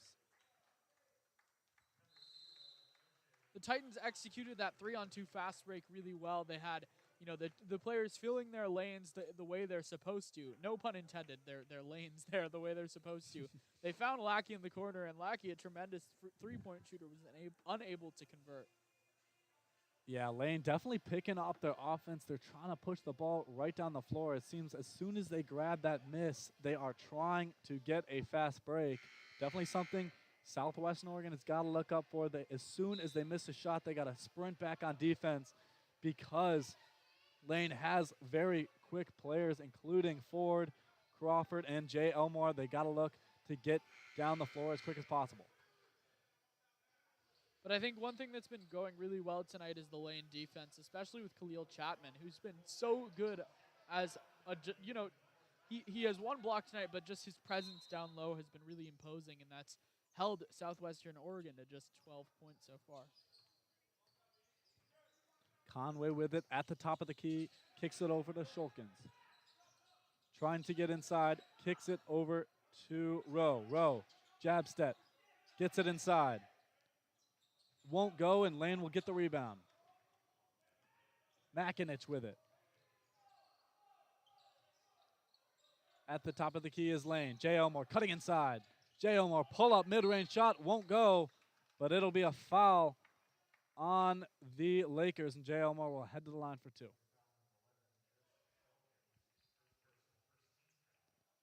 Elmore did a nice job there of creating for himself. He got himself to the line, and you know he'll shoot 2 free throws. Elmore's a really talented offensive player. He is the leading scorer for this Lane team that knows how to put up points. They're averaging 83 a game, and Elmore's the leading scorer in that scoring attack. Elmore knocks down 2 free throws, adding to help his free throw percentage, which has been 77.4 on the season. Conway with it, dumps it inside. Rowe trying to get inside, muscles his way into the paint and gets the bucket. And that's why Kareem Rowe is one of the best players in this conference. He's able to just float his way through traffic, get up and, you know, stay in midair for what seems like an eternity and then finally put the ball in the bucket. Titans trying to move the ball on the outside. Back to Elmore. Elmore in the corner. Brown with it now. looking for Elmore. Elmore gets the ball back. Over, swings it around to the other side. Makinich. Pump fake, easy. Nice pull-up, Jay, but can't finish. That was Zach Brown on the pull-up, but air ball. Jay Elmore trying to get the offensive rebound, but a foul leading to Laker ball. Southwestern Oregon doing a really good job on the defensive end. They're staying right in this game. They just need their offense to step it up and, put together a couple stops, and this might be a different ball game. Conway kicks it over to the wing, and that is a tough shot for the Lakers as they will miss that one. That was Voorhees who's going to miss that one. It's going to be Titans ball. And a timeout here called. Lane leads 19-14. It's still a highly contested game. What do you think is the key aspect for both teams heading into the rest of the game? Well, I think for Southwestern Oregon, it starts with their rebounding. They've had a lot of trouble rebounding the basketball. They've allowed 12 rebounds to just 7 on their side, and that's led to some tough points for Lane.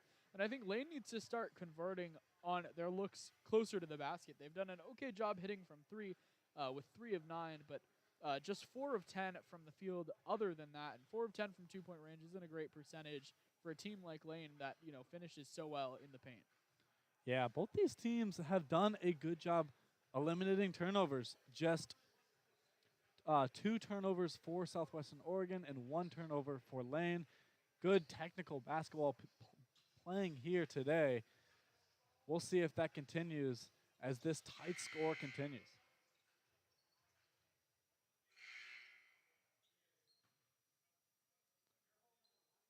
Kobe Crawford, the point guard now to bring out this ball. The Lakers keep the tight defense. Conway guarding Crawford. Crawford going to the right side of the court, trying to get space. Kicks it over the wing and a nice pass inside, but mishandled. Back out to the wing and over, misses Crawford, and still back to Elmore. Elmore. 8 seconds left on the shot clock. Fights inside, tough lay-in by Makinich, but can't fall.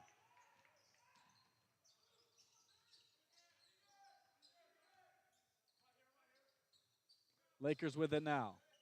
Conway with it. Trying to get inside off the screen. Bumps it inside. Back at, and a nice tip by Makinich there to regain possession for the Lane Titans. A really great defensive set there for Lane as they did a good job of not letting the ball go into the post, and then a steal by Makinich to cap it all off. Oh, what a pass from Jay Elmore, but he can't finish. Is Makinich with the easy lay-in. Elmore bulleted that pass inside. A nice feed again. Great passing by both these teams, but another missed layup as Crawford flies down the floor trying to get the fast break. Out for 3 is Blythe, but he will airball that one. But a good look there for Ethan Blythe, the freshman guard. And, he's a solid 3-point shooter on the season. Doesn't take a ton, but is shooting 36% from deep. That wasn't a great look for him as he left that one well short. Definitely opportunities you want to finish with this game. Just 19-14 with 8 minutes left in the first half. And a deep 3 there by Shulkins, but won't go. As both these teams' field goal percentage are dropping here going into this game. Yeah, neither team has hit a shot since Kareem Rowe made a layup with 10:51 to go in the quarter. It's about 3 minutes off of gameplay, or 2.5 off of gameplay without a bucket for either of these teams, and both of these offenses have stagnated a bit. Wallace with it at the top of the key. The Titans trying to pass it around, but another turnover there for them. Good defense inside there by the Lakers. Going back to the field goal percentage, Southwestern Oregon has 28% and Lane just 31%. Both these teams struggling to put the ball in right away.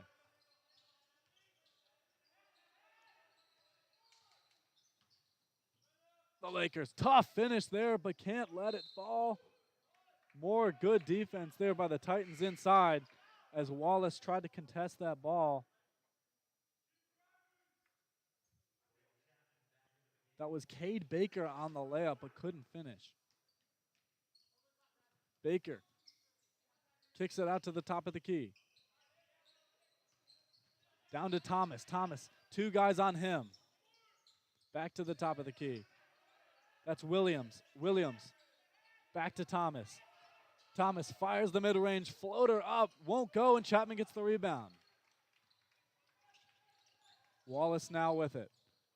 A speedy, quick guard. Wallace out to McGarvey. McGarvey to Ford. Ford trying to get inside. Back to McGarvey to the corner. McGarvey fires for 3, won't go. And it will be Lakers ball after no one gets the rebound. Now coming up close to 4 minutes without scoring for either of these teams. And, you know, I think more than good defense, it's just been bad offensive sets for both of these teams. You know, they're getting good looks and not being able to convert on them, and it's a little tough to watch. A tight pass intended for Cade Baker, but credit Wallace on the tip there to not allow that pass to get through.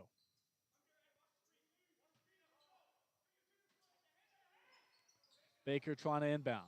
Gets it to Thomas. Thomas trying to body his way through. Won't go. Another good defense by the Lane Titans, but in an effort to get the rebound, will tip it back out of bounds, and it'll be Laker ball. It's rough right now for both of these teams offensively. You know, they're, like I said, they're getting good looks at the basket. That was Thomas getting himself to the lane. He's one of the better scorers on this team, even though he comes off the bench, and just a little trouble converting, and there we go. Yeah, and Thomas dishes it off to Williams with a nice jumper. That was pretty open, and nice job there by Williams finishing the mid-range shot. Chapman now looking, trying to get inside, posting up. Nice dish inside, but can't finish, is Lackey. The Titans' passing has been really strong recently. They've done a bunch of good entry passes from the perimeter, just, you know, not able to finish the inside looks. Baker with a tough drive there. Ended up getting fouled by Wallace, and he'll head to the line for 2.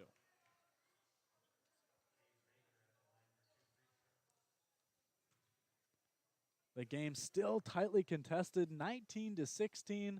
Lane leads with 6 minutes and 24 seconds left in the game.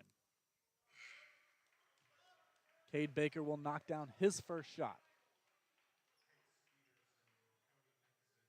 And Thomas will step off the floor. He's been a huge ball handler for this team so far. He catches the ball in the post. He doesn't have any points yet, but he's definitely put up a few. Yeah, and the last time out for this Southwestern Oregon team, Thomas was the leading scorer. He had 15 coming off the bench with a near double-double with 9 rebounds as well. Why you say that? Lane loses it, but gains it back as Wallace steals it back as Ford goes up for a wild shot, doesn't get the foul, gets his own rebound, back out to Chapman. Chapman pump fake, pulls up mid-range, got it! What a shot and what a play there by Chapman. And that's a really smart play there by Chapman. He knows he's not the strongest three-point shooter, so instead, you know, got his defender to leave his feet and then was able to pull up from about 15 and sink it. Meanwhile, Baker gets the nice lane as the Titans try to push up. Chapman again for 3. Won't go that time, but the Titans will get the rebound. Wallace with it on the wing. Wallace serving around. Both these teams battling it out 21-20. Lane is leading with 5 minutes left in the first half. Chapman went at the top of the key but throws it away. And now it'll go to the Lakers.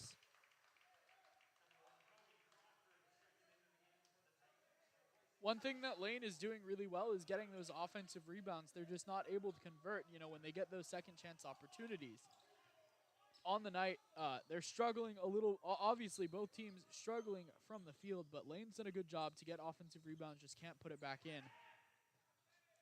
And another good attempt by Cade Baker as he misses it, but the Lakers will get the ball back, get the rebound, fire a 3, but it won't go. And it will be a foul on the Lakers, leading to Titan ball. Just a minute ago, Kobe Crawford checked in. He is another one of their speedy guards in replace for Ford.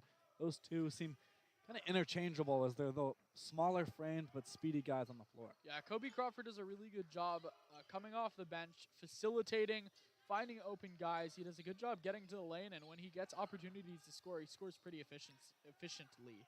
Chapman with a nice spin move inside, puts it in. And a beautiful play by Chapman. He's having himself a game. Yeah, Chapman, not usually a guy that they look to score as much as he has tonight, as he already is leading the team with 7 points, but he's provided some really good offense for them. Meanwhile, Peterson knocks in the layup down low. And that is going to be a legal screen, I believe. And it will be Laker ball. And the Lane head coach right now is absolutely furious at the ref for that call. He does not think that that was an illegal screen. He thinks it should have gone the other way. He's actually still complaining about it. I think he might want to get back into this tunnel right now, or he's going to get technical soon. And, he calms himself down. But Lane only leading by 1, and a lot of that has been poor offense. They're shooting just 33% from the field and 25% from 3. They've grabbed 4 offensive rebounds, 16 total, and have been unable to convert on the second chances. Yeah, like you were saying, it's also not one of those games where you can just blame it on the other team being unconscious from the field. Southwestern Oregon is shooting 31% and 20% from 3. Not excellent numbers from them either. Just a battle, a physical game we are seeing here, and we're seeing it reflect on the scoreboard, 23-22 with 4 minutes and 42 seconds left in the first half. Yeah, this game has slowed down a lot from where it started. There was some pretty high-paced offense early in the game, and now with these teams looking to put up better shots, they're milking the clock a little more, and it's slowed this game down a lot. For sure, both teams looking to have a fast start out of the timeout. Oftentimes, these timeouts can be momentum shifters. We have yet to see one team take control, but we'll see if that changes after the timeout. Baker with it. Crawford guarding him. Down inside to Peterson. Peterson posting up. Peterson, tough finish, won't go. And that is going to be a foul as after Lane got the rebound. Another thing both of these teams have done really well is prevent the fouls. That's just the 6th combined team foul, 3 for each of them, or each of these teams here tonight. And that's helped to what has otherwise been a pretty slow game. Lackey with it at the top of the key. Over to Wallace. Wallace over to McGarvey. McGarvey over to Elmore. Wallace with it now. Down to Chapman. Chapman trying to use that big frame to post up inside. Chapman battles it in and gets another bucket inside. Khalil Chapman already up to 9 points, and he's done it really efficiently for a team that needs an efficient leader. He's well on his way to a double-double with 9 and 5. Baker surveying inside, down into Peterson. Peterson out to Rowe. Rowe back out to the wing. Daly with it out, kicks it into Kirst Peterson, who posts up. Peterson, spin move, up, won't go, but trying to fight for his own rebound, but can't get it. And it'll be the Titans basketball. Some more really good defense for Lane, as they've done all night. Pretty smothering there in the paint, has kept Southwestern Oregon at just 29% from the field. Yeah, Peterson has 4 points tonight, trying to get his 6th there, but couldn't get it. Good defense there by the Titans. Chapman kicks it over to McGarvey, but he will lose it as he tries to missile it inside. Meanwhile, the Lakers will fire it up the court, but can't handle the ball as it'll be a quick turnover. It's hard to balance that quick-paced offense, but also trying to stay under control.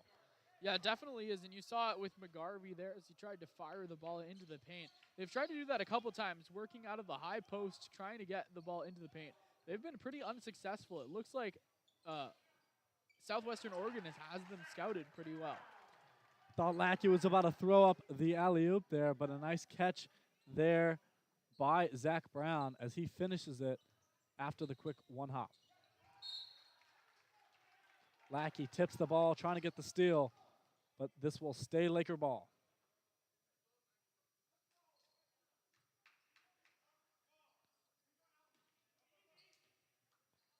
Baker on the inbound. Baker guarded by Wallace. Trying to get the ball to Voorhees, and he does. Down into Peterson. Peterson trying to get the ball in, but it's blocked by Zach Brown. And that's what Zach Brown does best on the defensive end, sending away shots. He's a really confident shot blocker, and he shows it there. He's been really impressive on the defensive end today. Wallace with a shifty move around the screen, but misses the mid-range jumper. Chapman gets the rebound, and they're going to pass it around the key. Lackey with it. Over to Brown. Brown to Wallace. Wallace coming off the screen fast. Wallace looking.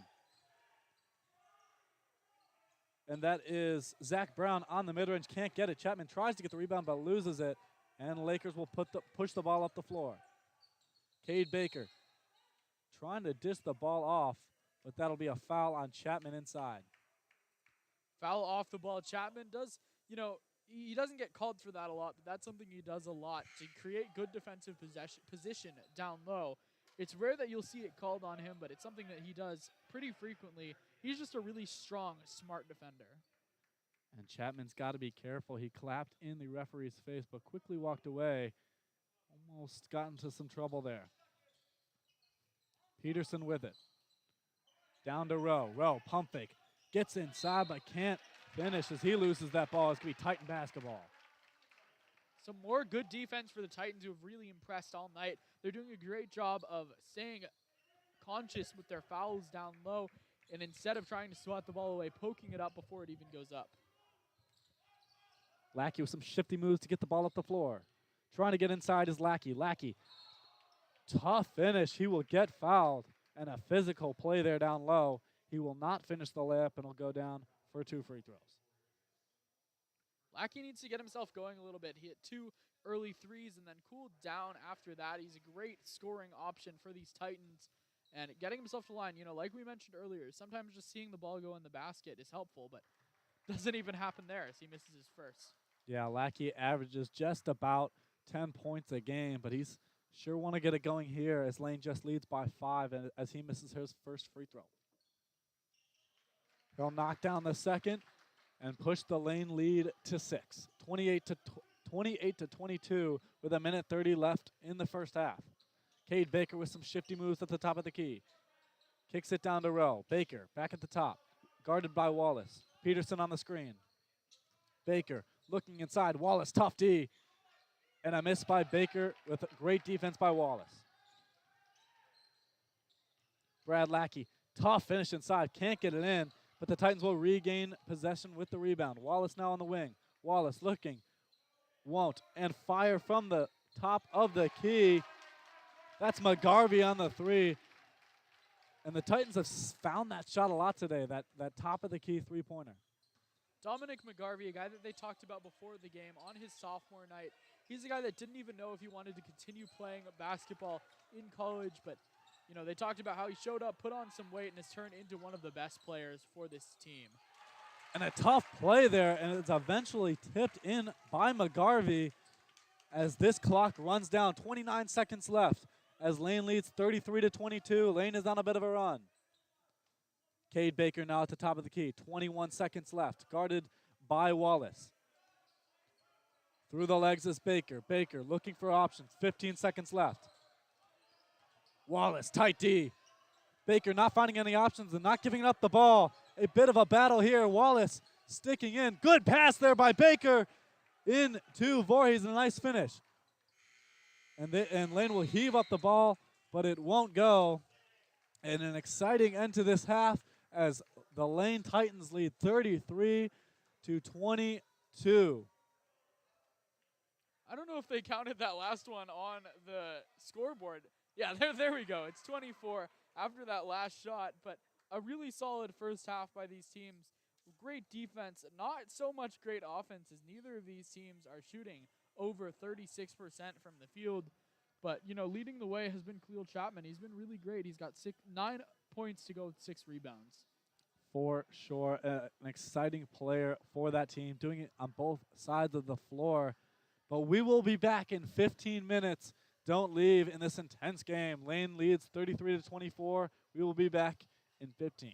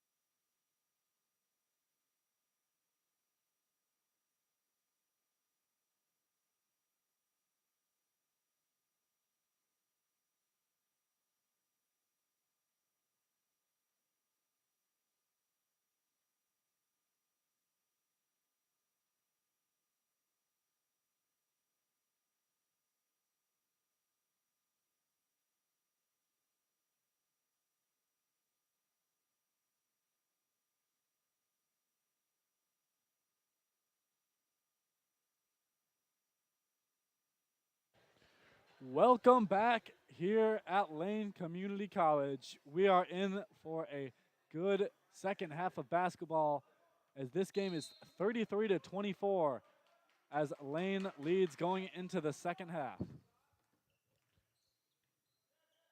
Lakers with it, trying to get the ball inside. Brown over to, Rowe on the shot, and he will pick up the foul. And that's something that Lane did pretty well in the first half, was not pick up those fouls. They'll let Rowe go to the line. And, they did a solid job of containing him in the first half. This is a guy that averaged 17 and 8, and he was held to just 4 points and a rebound. So it'll be interesting to see if Rowe, can take over the game like he has the ability to. Rowe will knock down his first free throw. Definitely vital free throws here as Lane got on a bit of a run to end that first half, so free throws will definitely be a focus for the Lakers to get back in this one as he knocks down both. Wallace takes the ball up the key.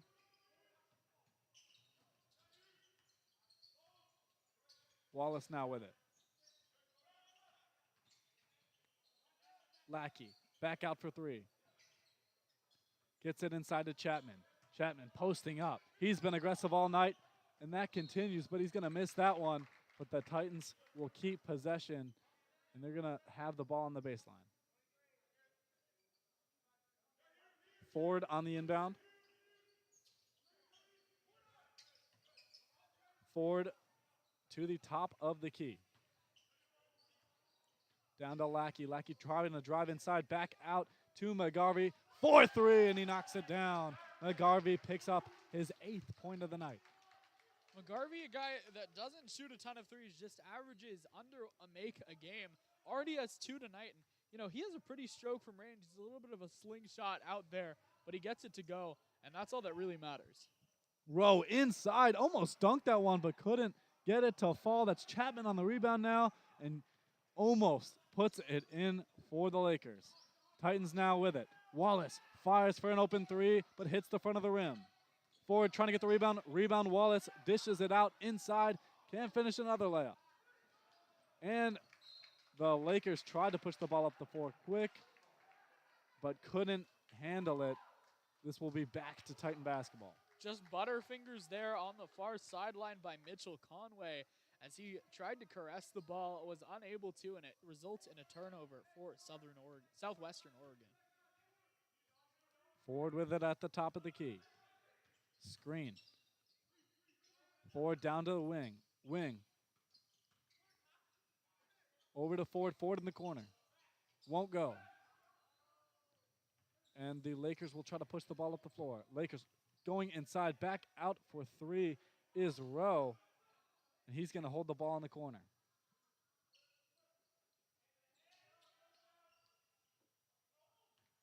And sloppy play here by the Lakers as this shot clock is winding down with not much offense being held. Fires for three in the corner, and it will go. What a shot there by the Lakers. And a little bit of a scrappy play as Ford is getting into it.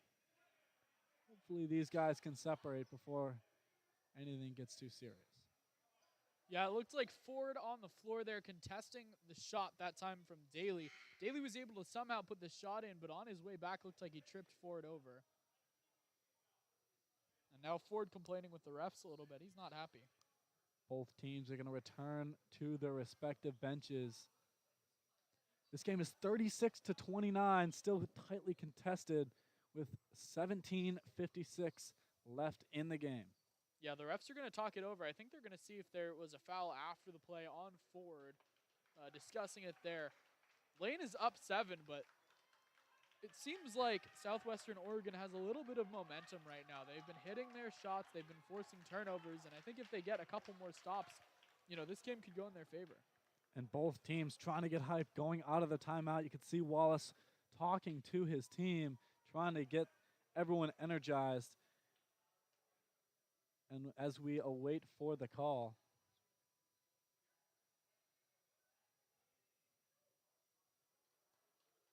this definitely could be a momentum swinger. Both teams want to bounce back as positively as possible no matter what the call is. Yeah, Lane Community College playing Don't Stop Believin' right now. Don't Stop Believin' in the foul call. I'm not sure what they're believing in. They're up 7 right now, and they've been up for most of this game. This call taking a while. Still unsure of the official call here.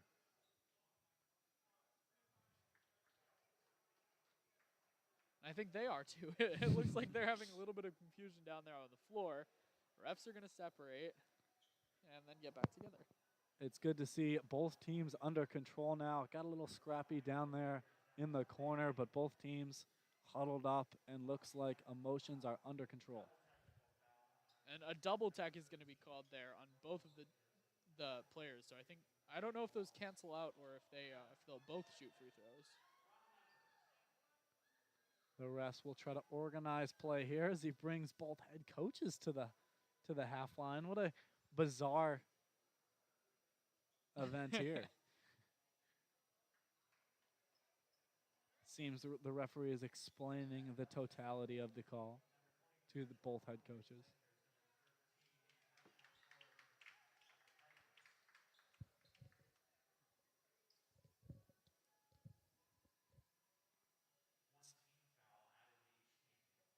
So a double team foul and a double technical foul. Seems like there's a lot to unpack in that play. Maybe the cause for the long stoppage. Yeah, the stoppage coming up to over 5 minutes now at this point, I believe. And, I think we talked about momentum. I think this takes both teams' momentum out a little bit as it, forces both teams to cool down.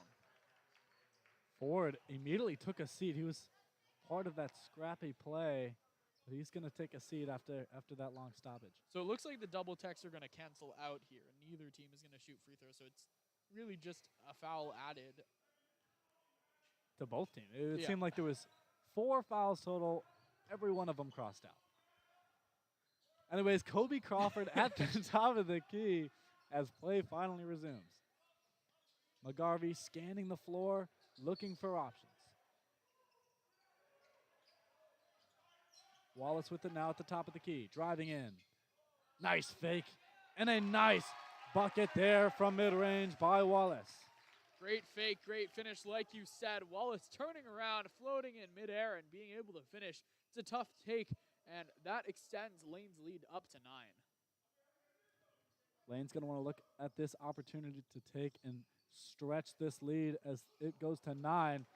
Again, as the Lakers turn the ball over and the Titans have an opportunity to extend this lead to double digits.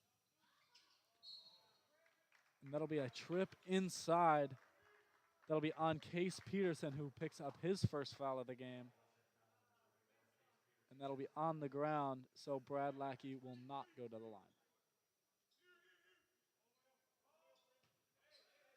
Crawford on the inbound. Wallace coming around. And the ball is not yet in Crawford's hand, and it finally is.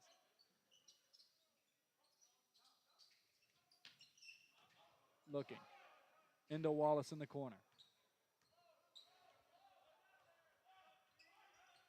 Scanning for options, not much movement going on here.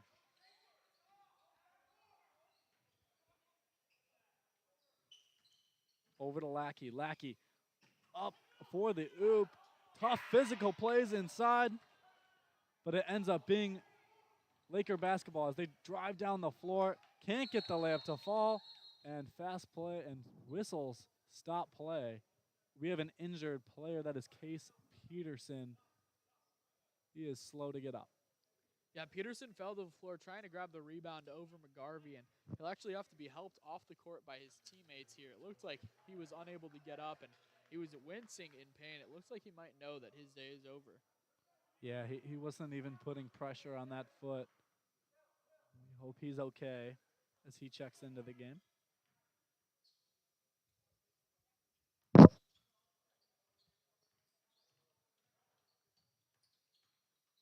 Titans finally get the ball over half court. Chapman on the screen. Lackey fires for a deep 3, but airballs. And kind of settled for that shot there. Yeah, definitely did. Lackey hit 2 threes to start the game, has been absolutely ice cold since then. I think that if Lane wants to win this game, they need their shooters to start stepping up, and that begins and ends with Lackey. The Lakers tough inside, but it's going to be a travel on Kareem Rowe. He's had a tough game tonight, just 6 points.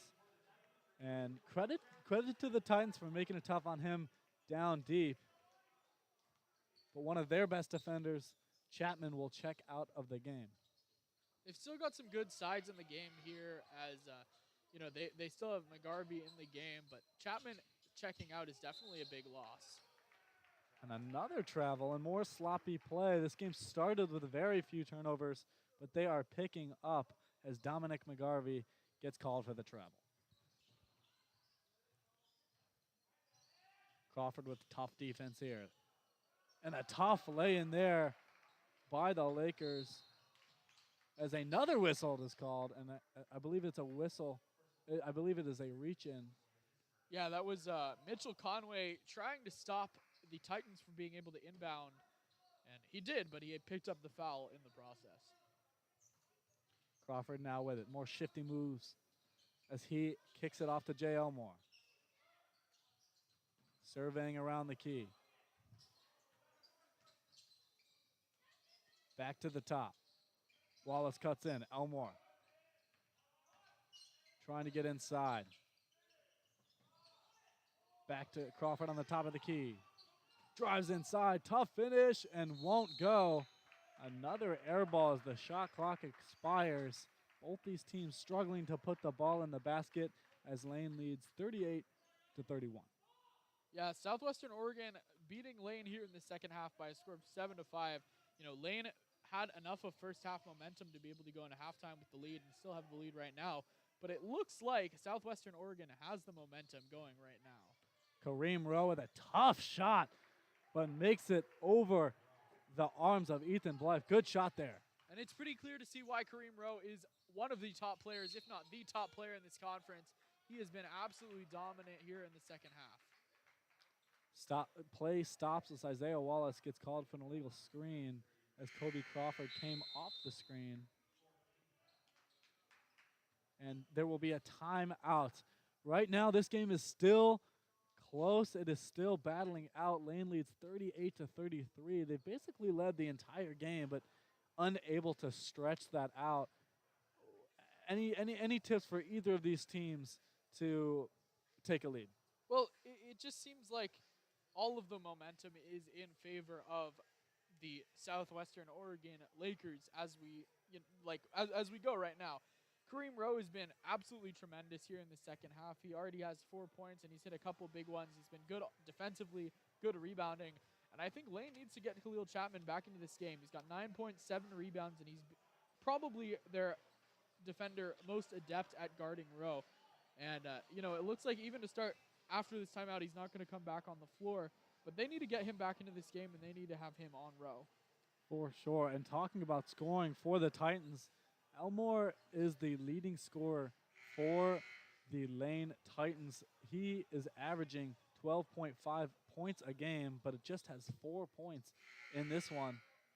He's going to look to get going as this game continues. Yeah, even more than that, that's a guy that takes a lot of shots for Lane. He's averaging 11 shot attempts a game, and he's sitting at only 2 so far tonight. Elmore driving in and takes another shot, as we mentioned, but misses off front iron. Lakers with it now.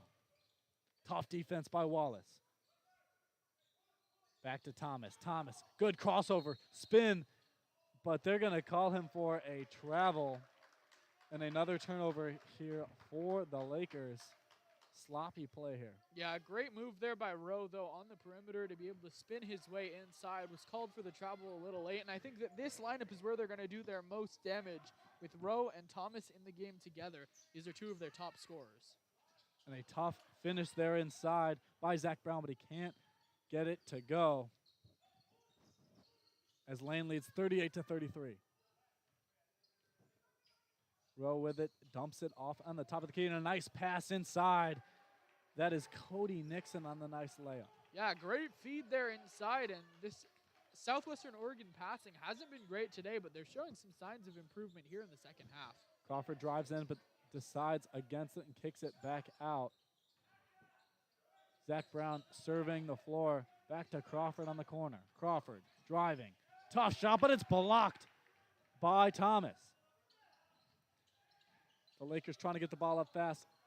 Tipped away for a second, but able to get the basket. And all of a sudden, this is just a one-point game. Southwestern Oregon has absolutely stormed their way back into making this just a one-point game. Meanwhile, Kobe Crawford hits the deep three. They left him open from out there, and he punishes them. And that was a really deep three-point shot for Crawford, who's a solid three-point shooter, but not the one you'd expect to take it from that far behind the three-point line. But he's able to drain it and, you know, push that lane lead up a little bit. That's something they needed. Meanwhile, Mitchell Conway hitting a nice fadeaway jumper, putting this lead back to 2. Lane coming around the top of the key. Wallace over to the top, but misses the 3. Elmore will get the rebound, and the Titans struggling to get a clean shot here, but gets the nice finish. That's Ethan Blythe, not giving up on the play. Beautiful play. Yeah, Blythe has struggled today on the offensive end. He's looked a little bit lost within the system, but is able to finish there after the offensive rebound and put a tough ball in the basket. And another tough take there by the Lakers. Physical play here as this game is close, 43-39. And the Lakers will head to the line again. Yeah, late whistle there, down low on Brown. Gets Daly to the line. Daxton Daly, just 68% from the free throw line on the year. But pretty vital free throws here as both these teams are tightly contested in the second half as Daly will knock down his first free throw. Wallace and Blythe will check out of the game along with Crawford as the Titans go for a new look here.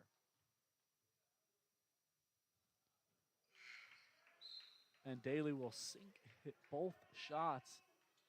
Nice play there by Daly, capitalizing on his opportunity as Lane now leads by 2 with 12 minutes left in this one. Yeah, Daly's been pretty solid today. He's got 7 points. Neither of these teams with a double-digit score yet, and it's been some pretty good all-around play by both of these teams. Titans trying to get their offense going quick. Lobs it up, but physical play inside. Good defense by the Lakers as they push the ball forward. Kareem Rowe, tough layup, can't finish either. Both these teams going back and forth as Ford pushes the ball down the floor. Lots of movement here as Ford dishes the ball inside to Lackey, and Lackey gets the layup. Beautiful feed there by Ford, finding Lackey inside, who's able to put the ball off the glass and put it in. Meanwhile, Joseph Shulkins takes a wild shot, air balls, but then they get the rebound back. The ball is loose for a little bit, and Rowe will have the ball, fires a 3, a contested 3, and it hits the top of the backboard. That is out of bounds. That ball eventually sunk in. Yeah, they're not counting that one as it went in. I don't think it. I don't think it went out of bounds. I think it hit the top of the backboard and not the top, the extension that holds the net up. I think it looked like it hit the backboard, but tough break there for Kareem Rowe. Yeah, definitely a tough one to see for everyone, but those calls are vital as this is just a 4-point game. Titans driving inside, kicking it back out for 3. It's no good, and both teams struggling to put one down from 3-point. Yeah, these offenses were really good to start the game, but ever since then, it's been pretty slow for both of these teams. And I think it starts for the Lakers with getting Kareem Rowe going. Kareem Rowe's going to jack up another 3, and another miss for him. That's 2 in a row. Wallace with it. Quick move to the right. Wallace, shifty. Can't find anything. Back to the top of the key as Lane continues to pass the ball around. Ford, spin move, wild play. Back out to Zach Brown. Zach Brown fires for three. He can't finish the three, and both teams continue to miss from three-point land. Yeah, not a lot of good shooting tonight from these teams as they're scuffling from the field. You know, it's going to be, I really think whoever wins this game is the team that is going to start getting better looks. You know, converting on their looks. Both of these teams are getting good looks, and even though Southwestern Oregon is down, they've gotten good looks at the basket. Unbelievable. Kareem Rowe gets the dunk off a nice feed. And that is a huge play. Gets the game within two. Yeah, that might be the momentum swing that the Lakers need. And just as we say that, now Thomas gets the block on Wallace as the Lakers continue to push the ball. Conway into Thomas. Thomas battling down low. Thomas. It's good. And nice play there by Thomas. He gets his 4th point of the night. And that one ties the game. That's a huge one. This is the first time this game has been tied, I believe, since since it was 10-10 early in the first half. But what fight shown here by the Lakers to come back and tie this one up. You know, their shooting has really improved in the second half. They've started putting the ball in the basket, and they've started forcing turnovers. For sure, absolute battle here as we go down the stretch. Just 9 minutes and 24 seconds left in this one. Something to point out, both these teams have struggled from the field, especially from three-point land. Lane is just 6 for 22 on 27% shooting. And Southwestern Oregon has just sunk 3 three-pointers, although they've only thrown up 15 of them. Definitely something both teams are going to look forward to going into these final 9 minutes is knocking down those three-pointers. Yeah, Lane's a really good three-point shooting team, too. It's pretty uncharacteristic to see them struggle this much. They're shooting 37% from three on the season. You know, guys like Isaiah Wallace shooting 49%, J. Elmore 38%, Zach Brown 45%. Even a guy down the lineup like Vaughn Marshall shooting 39% from three. It's pretty uncharacteristic to see them struggle this much. And Brad Lackey, the guy that's been as hot as ever recently, only 2 for 6 from three. Yeah, and a lot of those threes usually has led to the success of this Lane team, leading them to only 3 losses on the year, but they're struggling here tonight. Yeah, the last time that these two teams faced each other, Lane won by just 1, and that was without Kareem Rowe. So it's interesting to see how these teams stack up at full health. Forward surveying as he goes down the baseline. At the top of the key is Wallace. Wallace fighting for the ball. They throw it up at the last second of the shot clock, but can't get it to go. And some battle on the baseline, but the Lakers will end up with it. I don't think that Blythe was aware of how much time was on the clock there. You know, he put that shot looking like that would have been at the end of the shot clock. There was still about 3 seconds left, which I know isn't a ton. And the Titans will get the steal, and a tough take there by Brad Lackey. But he will get fouled and not even a chance to get that ball up, as a timeout will be taken. This game is an absolute battle. 45-45, 8 minutes and 34 seconds left. What do you foresee going forward? You know, at the start of the game, I would have expected it to be all Lane, but the way Southwestern Oregon has played in this second half, I think it's easy to see them coming out on top. They've outscored Lane 21-12, and a lot of that has been because of the play of Kareem Rowe and off the bench, Onwaja Thomas, who have combined for 12 points on the night. They've been really solid, and I think both of them defensively have been even better than their offensive end. I think Southwestern Oregon is going to ride the momentum and take this game the rest of the way. Yeah, and part to that success is the slow of J. Elmore. J. Elmore has had a difficult game. They rely on him to score for the most part. He averages 12.5 points a game, and also is 38% from three-point land. He is usually a vital scorer for this team, but definitely a more quiet game for him. But we'll see if he could step it up as they need him through this vital stretch. Yeah, they definitely do. And it's on his sophomore night. Usually, you know, we talked about it. It's some sophomore night magic, but he hasn't had any of that. And really he hasn't put up any shots. He's just 1 for 3 from the field for his 4 points, just a rebound, no assists. It's been an uncharacteristic night from Jay Elmore. Brad Lackey will head to the line. Knocks his first free throw down, and free throws at this point in the game are absolutely vital. You're going to want to get every point you can get at a game like this. And Lackey knocks down both free throws as Lane now leads 47-45. Baker with it. Kicks it back out. Over to Shulkin. Down to Thomas. Thomas trying to use his body to post up against Chapman. What a battle down there, and a battle that Thomas will win as he gets the bucket down low. This game is back tied. Yeah, 8 minutes left in this game, and we're right back where we started. Thomas fighting his way to the hoop, using his size to his advantage and being able to finish. He's been so good for the Lakers tonight. Now Chapman down low, and these two are battling as Thomas will foul Chapman, and a nice 1v1 game in this portion as those two big men are battling downside. Chapman looks a bit shaken up as he hit the floor hard. Tie ball game, 47-47 with 7:52 remaining. And Chapman knocks down his first free throw.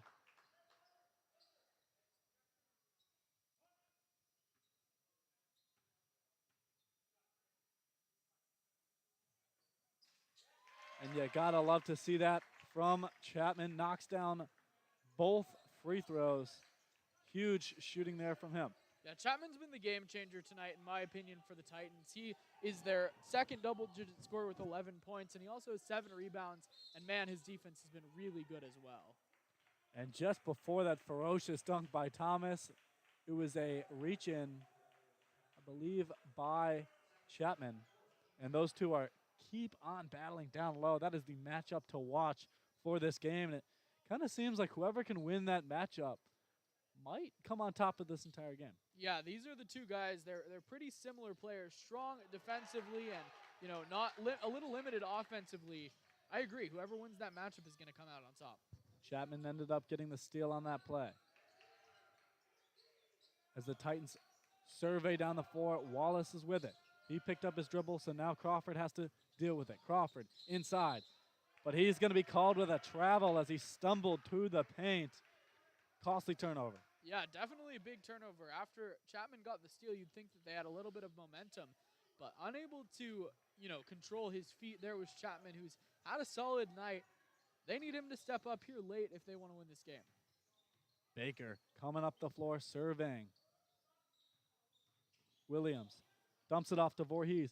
Lobs it up for Thomas. Thomas trying to battle in, and he gets the bucket despite the good defense from Chapman. What a battle down there by those two. Yeah, through triple coverage, Thomas there down low, able to finish inside. He has really stepped it up with Rowe on the bench.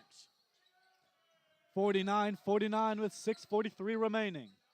Chapman in the corner. It's good! Unbelievable! These two guys are going at it as Chapman knocks down a three. Big shot there, Khalil Chapman. Have yourself a game. He has been so good on both ends of the floor, and he's the reason that the Titans are in the lead. The ball tried to get back into Thomas, but the Titans steal it. Lackey now with it. Poked out, Lackey regains control.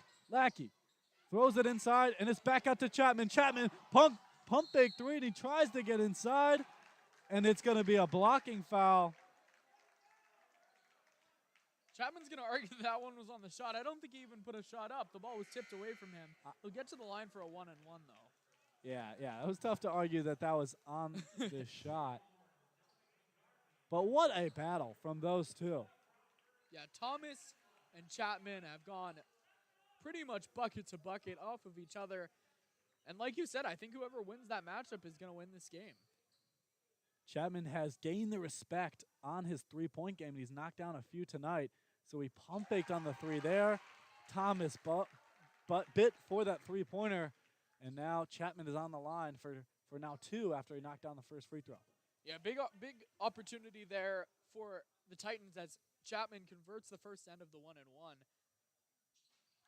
Knocks down both of them, and those are huge as Lane now leads 54-49. Huge momentum shifter there. Definitely. For a lot of the second half, it's been a one-possession ball game, and that finally puts it up to 2. Voorhees misses the open jumper there, and the Titans will continue their offensive streak. Chapman inside. Back out to McGarvey and back to Chapman. Back out to the wing is Elmore. Elmore fires the 3, and it's good. Elmore's had a quiet night, but not there. And all the momentum in favor of the Titans right now. Beautiful pass with the left from Chapman to get it out to Elmore, who finished the 3. And great defense on the other end. Kareem Rowe missing the layup. Titans back. Missed dunk. And that would have definitely been a momentum shifter. But the Lakers will get the ball and fire a corner 3, but miss. The Lakers have got to want to finish that opportunity.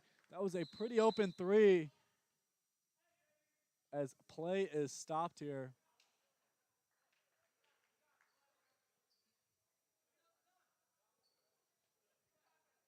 I believe Thomas has to step off the floor. I think he got hit in the face. He's holding his nose. Yeah, on the McGarvey dunk there, it looked like he was hit in the nose, and he's got blood on his jersey, I believe, now. He's going to have to walk off the court and get that fixed because, you know, they can't have any blood on the court. But that is a huge loss for the Lakers as he has been huge. Lackey goes in for the layup but can't finish. Rowe now pushing the ball up the floor. Lakers surveying around the key. Baker with it. Through the legs. Gets inside, a nice floater, and it goes in. 57-51. Lane leads by 6 with 4:42 remaining. Yeah, this is still anyone's game. Baker does a great job of getting himself to the lane, finishing the layup through a little bit of traffic. He's been really solid in this second half. Chapman trying to get inside. And he does not finish, gets his own rebound, but can't finish again. And now Cade Baker will push the ball up the floor. Kareem Rowe fires the 3, but it won't fall again. And it seems that the Lakers just can't put the ball in the basket right now, especially from 3-point range. Yeah, Rowe just might not have had the shooter's role he wanted there. The ball went in and out of the basket, and that's a huge shot for Rowe that would have brought it back to one-possession game. Lackey into Chapman, and right now the Titans are forcing the ball into Chapman. The Lakers don't have Thomas in the game due to his injury, so they are left small, and Chapman is just eating up down there in the post. Yeah, Rowe's a solid defender, but I don't think that they can match the size with McGarvey and Chapman in the game at the same time, and you know that's exactly what I think they're gonna talk over right now in their huddle. Just as we say that, I saw Thomas go over to the scores table. Maybe he's checking in. Maybe he's mentioning that he's now eligible after the blood play. We will find out. But what a battle. Lane leads 57-51. For a moment there, it seemed like it was getting out of hand, and Lane was pulling away. But credit to Southwestern Oregon as they have battled all the way through, keeping this game within 6. Yeah, I actually think that they've played overall better basketball than the Titans have. The Titans have just gotten a couple more shots to go their way, but Southwestern Oregon was able to claw their way back into this game from down double digits, and it'll be cool to see if they can do it again here later in the second half. Yeah, the Titans have had such a better season so far than Southwestern Oregon, but they do not look at the standings. They are battling all the way through, especially on the road.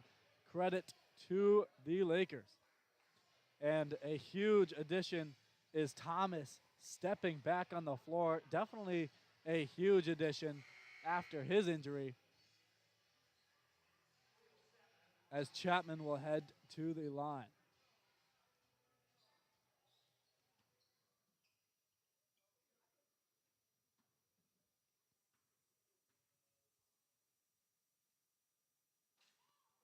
Oh, and Chapman misses his first free throws. and a sigh from the crowd as he will get just one more in the 6-point differential. Chapman knocks down the next one and pushes the lead to 7. As Chapman will check out of the game. He looks exhausted as he has been battling all game long. Yeah, I'd expect him to come back in because he has been the clear leader for the Titans tonight in their 7-point lead. If this game gets any closer, expect Chapman to come right back in. And a wild shot from Kareem Rowe. Seemed a little impatient as he didn't even hit the rim. Yeah, Rowe just trying to play a little hero ball there, bring this back into a closer game, but was unable to finish, and that was a little too tough of a shot. Wallace kicks it outside, and they will fire for 3, won't go, and Thomas will get the rebound. Blythe has had a really tough day on the offensive end, but his contributions on the defensive end are keeping him in this game. And a shot by Daxton Daly as this ball game is now within 4 with 3 minutes remaining. Nice 3 there by Daxton to keep this game close. Titans battling inside. Thomas doing the dirty work inside, getting the block. Lackey trying to get inside. Nice behind the back. Lackey back out for 3. Trying to get inside. And Lane will get inside. Unbelievable passing there by the Titans to keep the Lakers on their feet. Yeah, and Dominic McGarvey making up for his missed dunk earlier while slamming that one home. That was a huge finish. And what a finish there by Cade Baker. A nice crossover spin and gets the finish.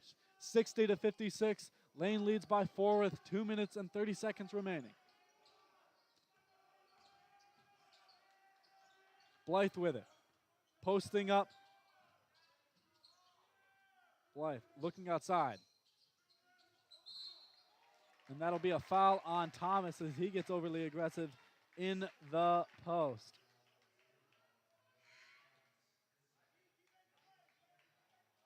Not much you can do there, though, if you're Thomas. You know, giving up about 4 inches of height advantage to McGarvey, just trying to get better position.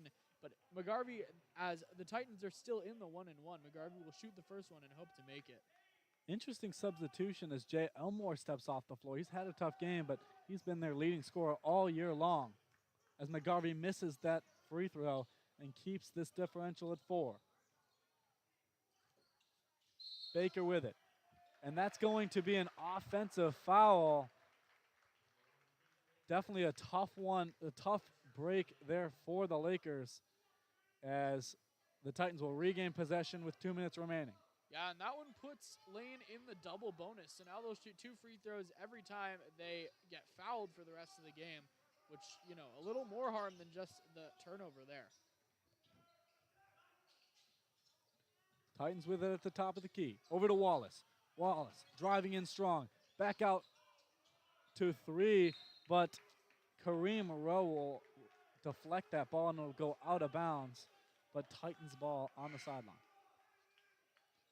Kareem Rowe has done a nice job all game blocking those passing lanes, making it difficult for the Titans to get the ball inside. As Ford has it at the top of the key.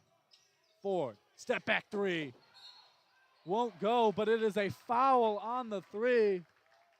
Daxton Daly was on the floor trying to contest that ball, and he sort of just rolled into Tyshawn Ford, and Tyshawn Ford will go for 3 free throws. Yeah, that's a tough foul there. At the end of the shot clock, you knew Ford had to put it up.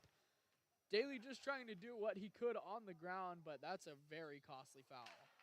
And a missed free throw there by Tyshawn Ford. There's 1 minute and 36 seconds left in this one.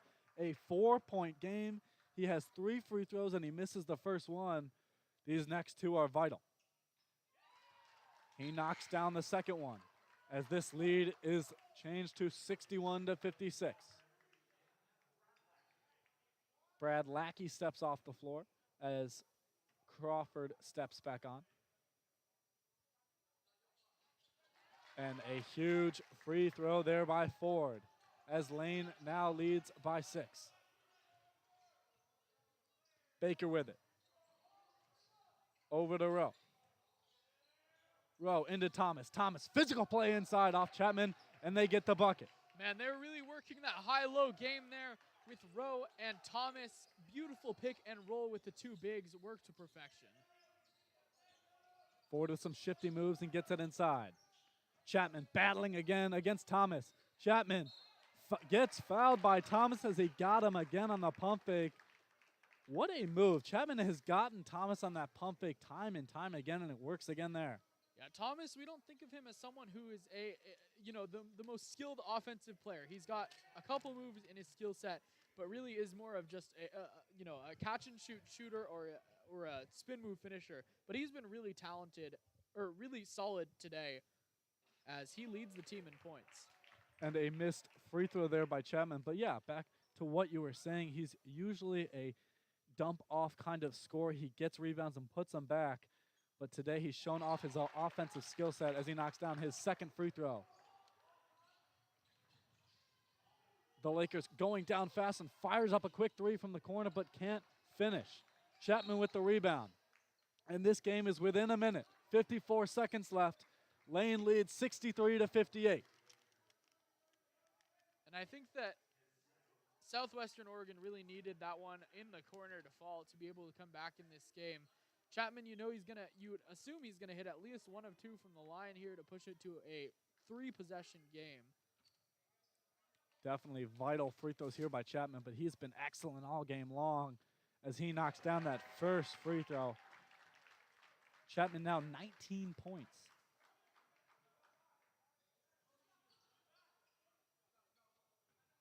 (64-58).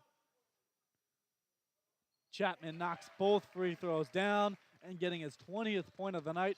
What a game from him.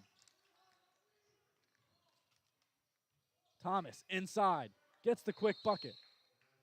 And this game will be now 65-60, still battling. The Titans defense seems to be a little lackluster. The Lakers scored within a couple seconds of that possession. Yeah, definitely. It looks like Chapman down low was trying to draw an offensive foul, but instead of that, let up an easy basket, and that's not a trade you want to make there if you're the Titans. From here, though, it is a difficult situation to be in for the Lakers. There's 45 seconds left. Remember, the shot clock is 30 seconds. So you have this debate now of do you foul, do you not, as it is a five-point game, a 2-possession game, as Lane will take the ball with 45 seconds left. Yeah, I would foul here, actually. Lane is not a good free throw shooting team, sitting at just under 63% from the free throw line this year. You know, Isaiah Wallace, the guard, shooting 55%. Khalil Chapman, 58%. Zach Brown, 50%. They've got a handful of guys that are under 60% from the free throw line, and I think that's the area you want to attack. Yeah, and being this a 5-point game, you could theoretically allow one made free throw, and it would still be a 2-possession game if you go down and hit 2 threes. I'm interested to see if the Titans will put Jay Elmore out, as he's one of their best 3-point shooters, but he has sat on the bench on the majority of these final minutes. Yeah, I'd assume you'd want to put your free throw lineup in the game here. And like you said, Elmore is one of the best, but he is actually not going to come into this game. So an interesting strategy here for the Titans. Yeah, the Titans sticking with their original lineup as they look to inbound this ball cleanly with 45 seconds to go. Wallace looking, running along the baseline. Into Lackey. Not fouling yet. Tough, aggressive play there by Thomas, and he will foul Wallace. And Wallace will go to the line. Yeah, if there's anyone you want to foul on this team, though, it's Isaiah Wallace. He's shooting under 55% from the free throw line this season. He doesn't even look like he really wants to take these free throws. And pretty controlled, good defense there by the Lakers. They looked for the steal. They didn't foul right away. But then once Wallace had possession, Thomas did the smart foul. And Wallace misses the first of his 2 free throws. And this lead will stay at 5.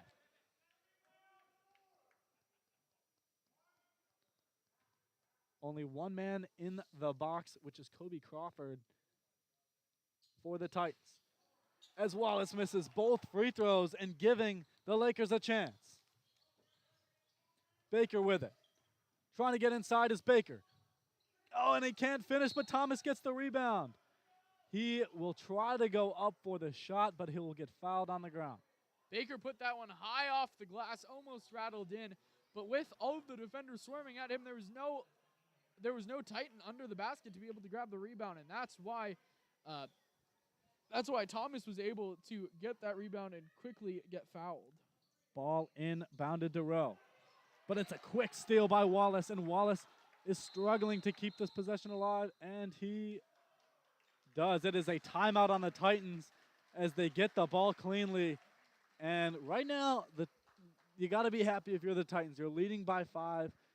The Lakers did not capitalize on that last possession, and there's only 23 seconds left. What do you think the Titans should do moving forward? I think they have to take Isaiah Wallace out of the game. He just got, he went 0 for 2 from the free throw line. They have struggled from the free throw line all day, but I think they need to get Jay Elmore back into this game. Yeah, and Wallace is a good ball handler, so you can count on him to not throw it away. But so is Jay Elmore, and he has the addition of the good shooting. So definitely interesting to see if he will head back into the game. And he does. And Wallace will step out, and Jay Elmore will step in. Again, Lane leads 65-60 with 23 seconds remaining. Lackey on the inbound. And he will bomb it across the court, and they will get an open layup. But unbelievable block by Thomas, but it is fouled up by Chapman, who gets the bucket. Titans lead by 7 with 15 seconds remaining. What a designed play there. Yeah, it was a great play. They got Blythe open under the basket, but open not for long as Thomas came from behind and was able to swat that shot away, but the rebound by Chapman, and that gives him a 22-11 double-double. He's been so good today. Rowe has it now at the top of the key. Another wild shot by Rowe, air ball. And Jay Elmore will control the ball, but he'll throw it away pretty quickly as this game will about to come to a close with 7 seconds left and a 7-point differential. Titans fire a corner 3, won't go. Rebound Thomas as he puts it back up, won't go again. Lackey with the rebound. And this game is over. Lane wins 67-60 as the clock expires. What a battle. What were your thoughts on the game? Yeah, I think Southwestern Oregon did a really good job of coming back into this game. It started with Thomas, and it started and ended with Thomas. He finished with 12 points and 5 rebounds, and man, he was good defensively. The battle between Thomas and Khalil Chapman was so fun to watch tonight. But in the end, like we said the whole day, whoever wins that battle is going to come out on top, win the game. That's what Khalil Chapman and the Titans did. Yeah, like you said, Chapman had 22 points. Although Thomas had a great game, he had 12 points. But that will wrap it up here at Lane Community College. Thank you for joining us. My name is Ben McGrath. This is Austin Oda, and we will see you next time.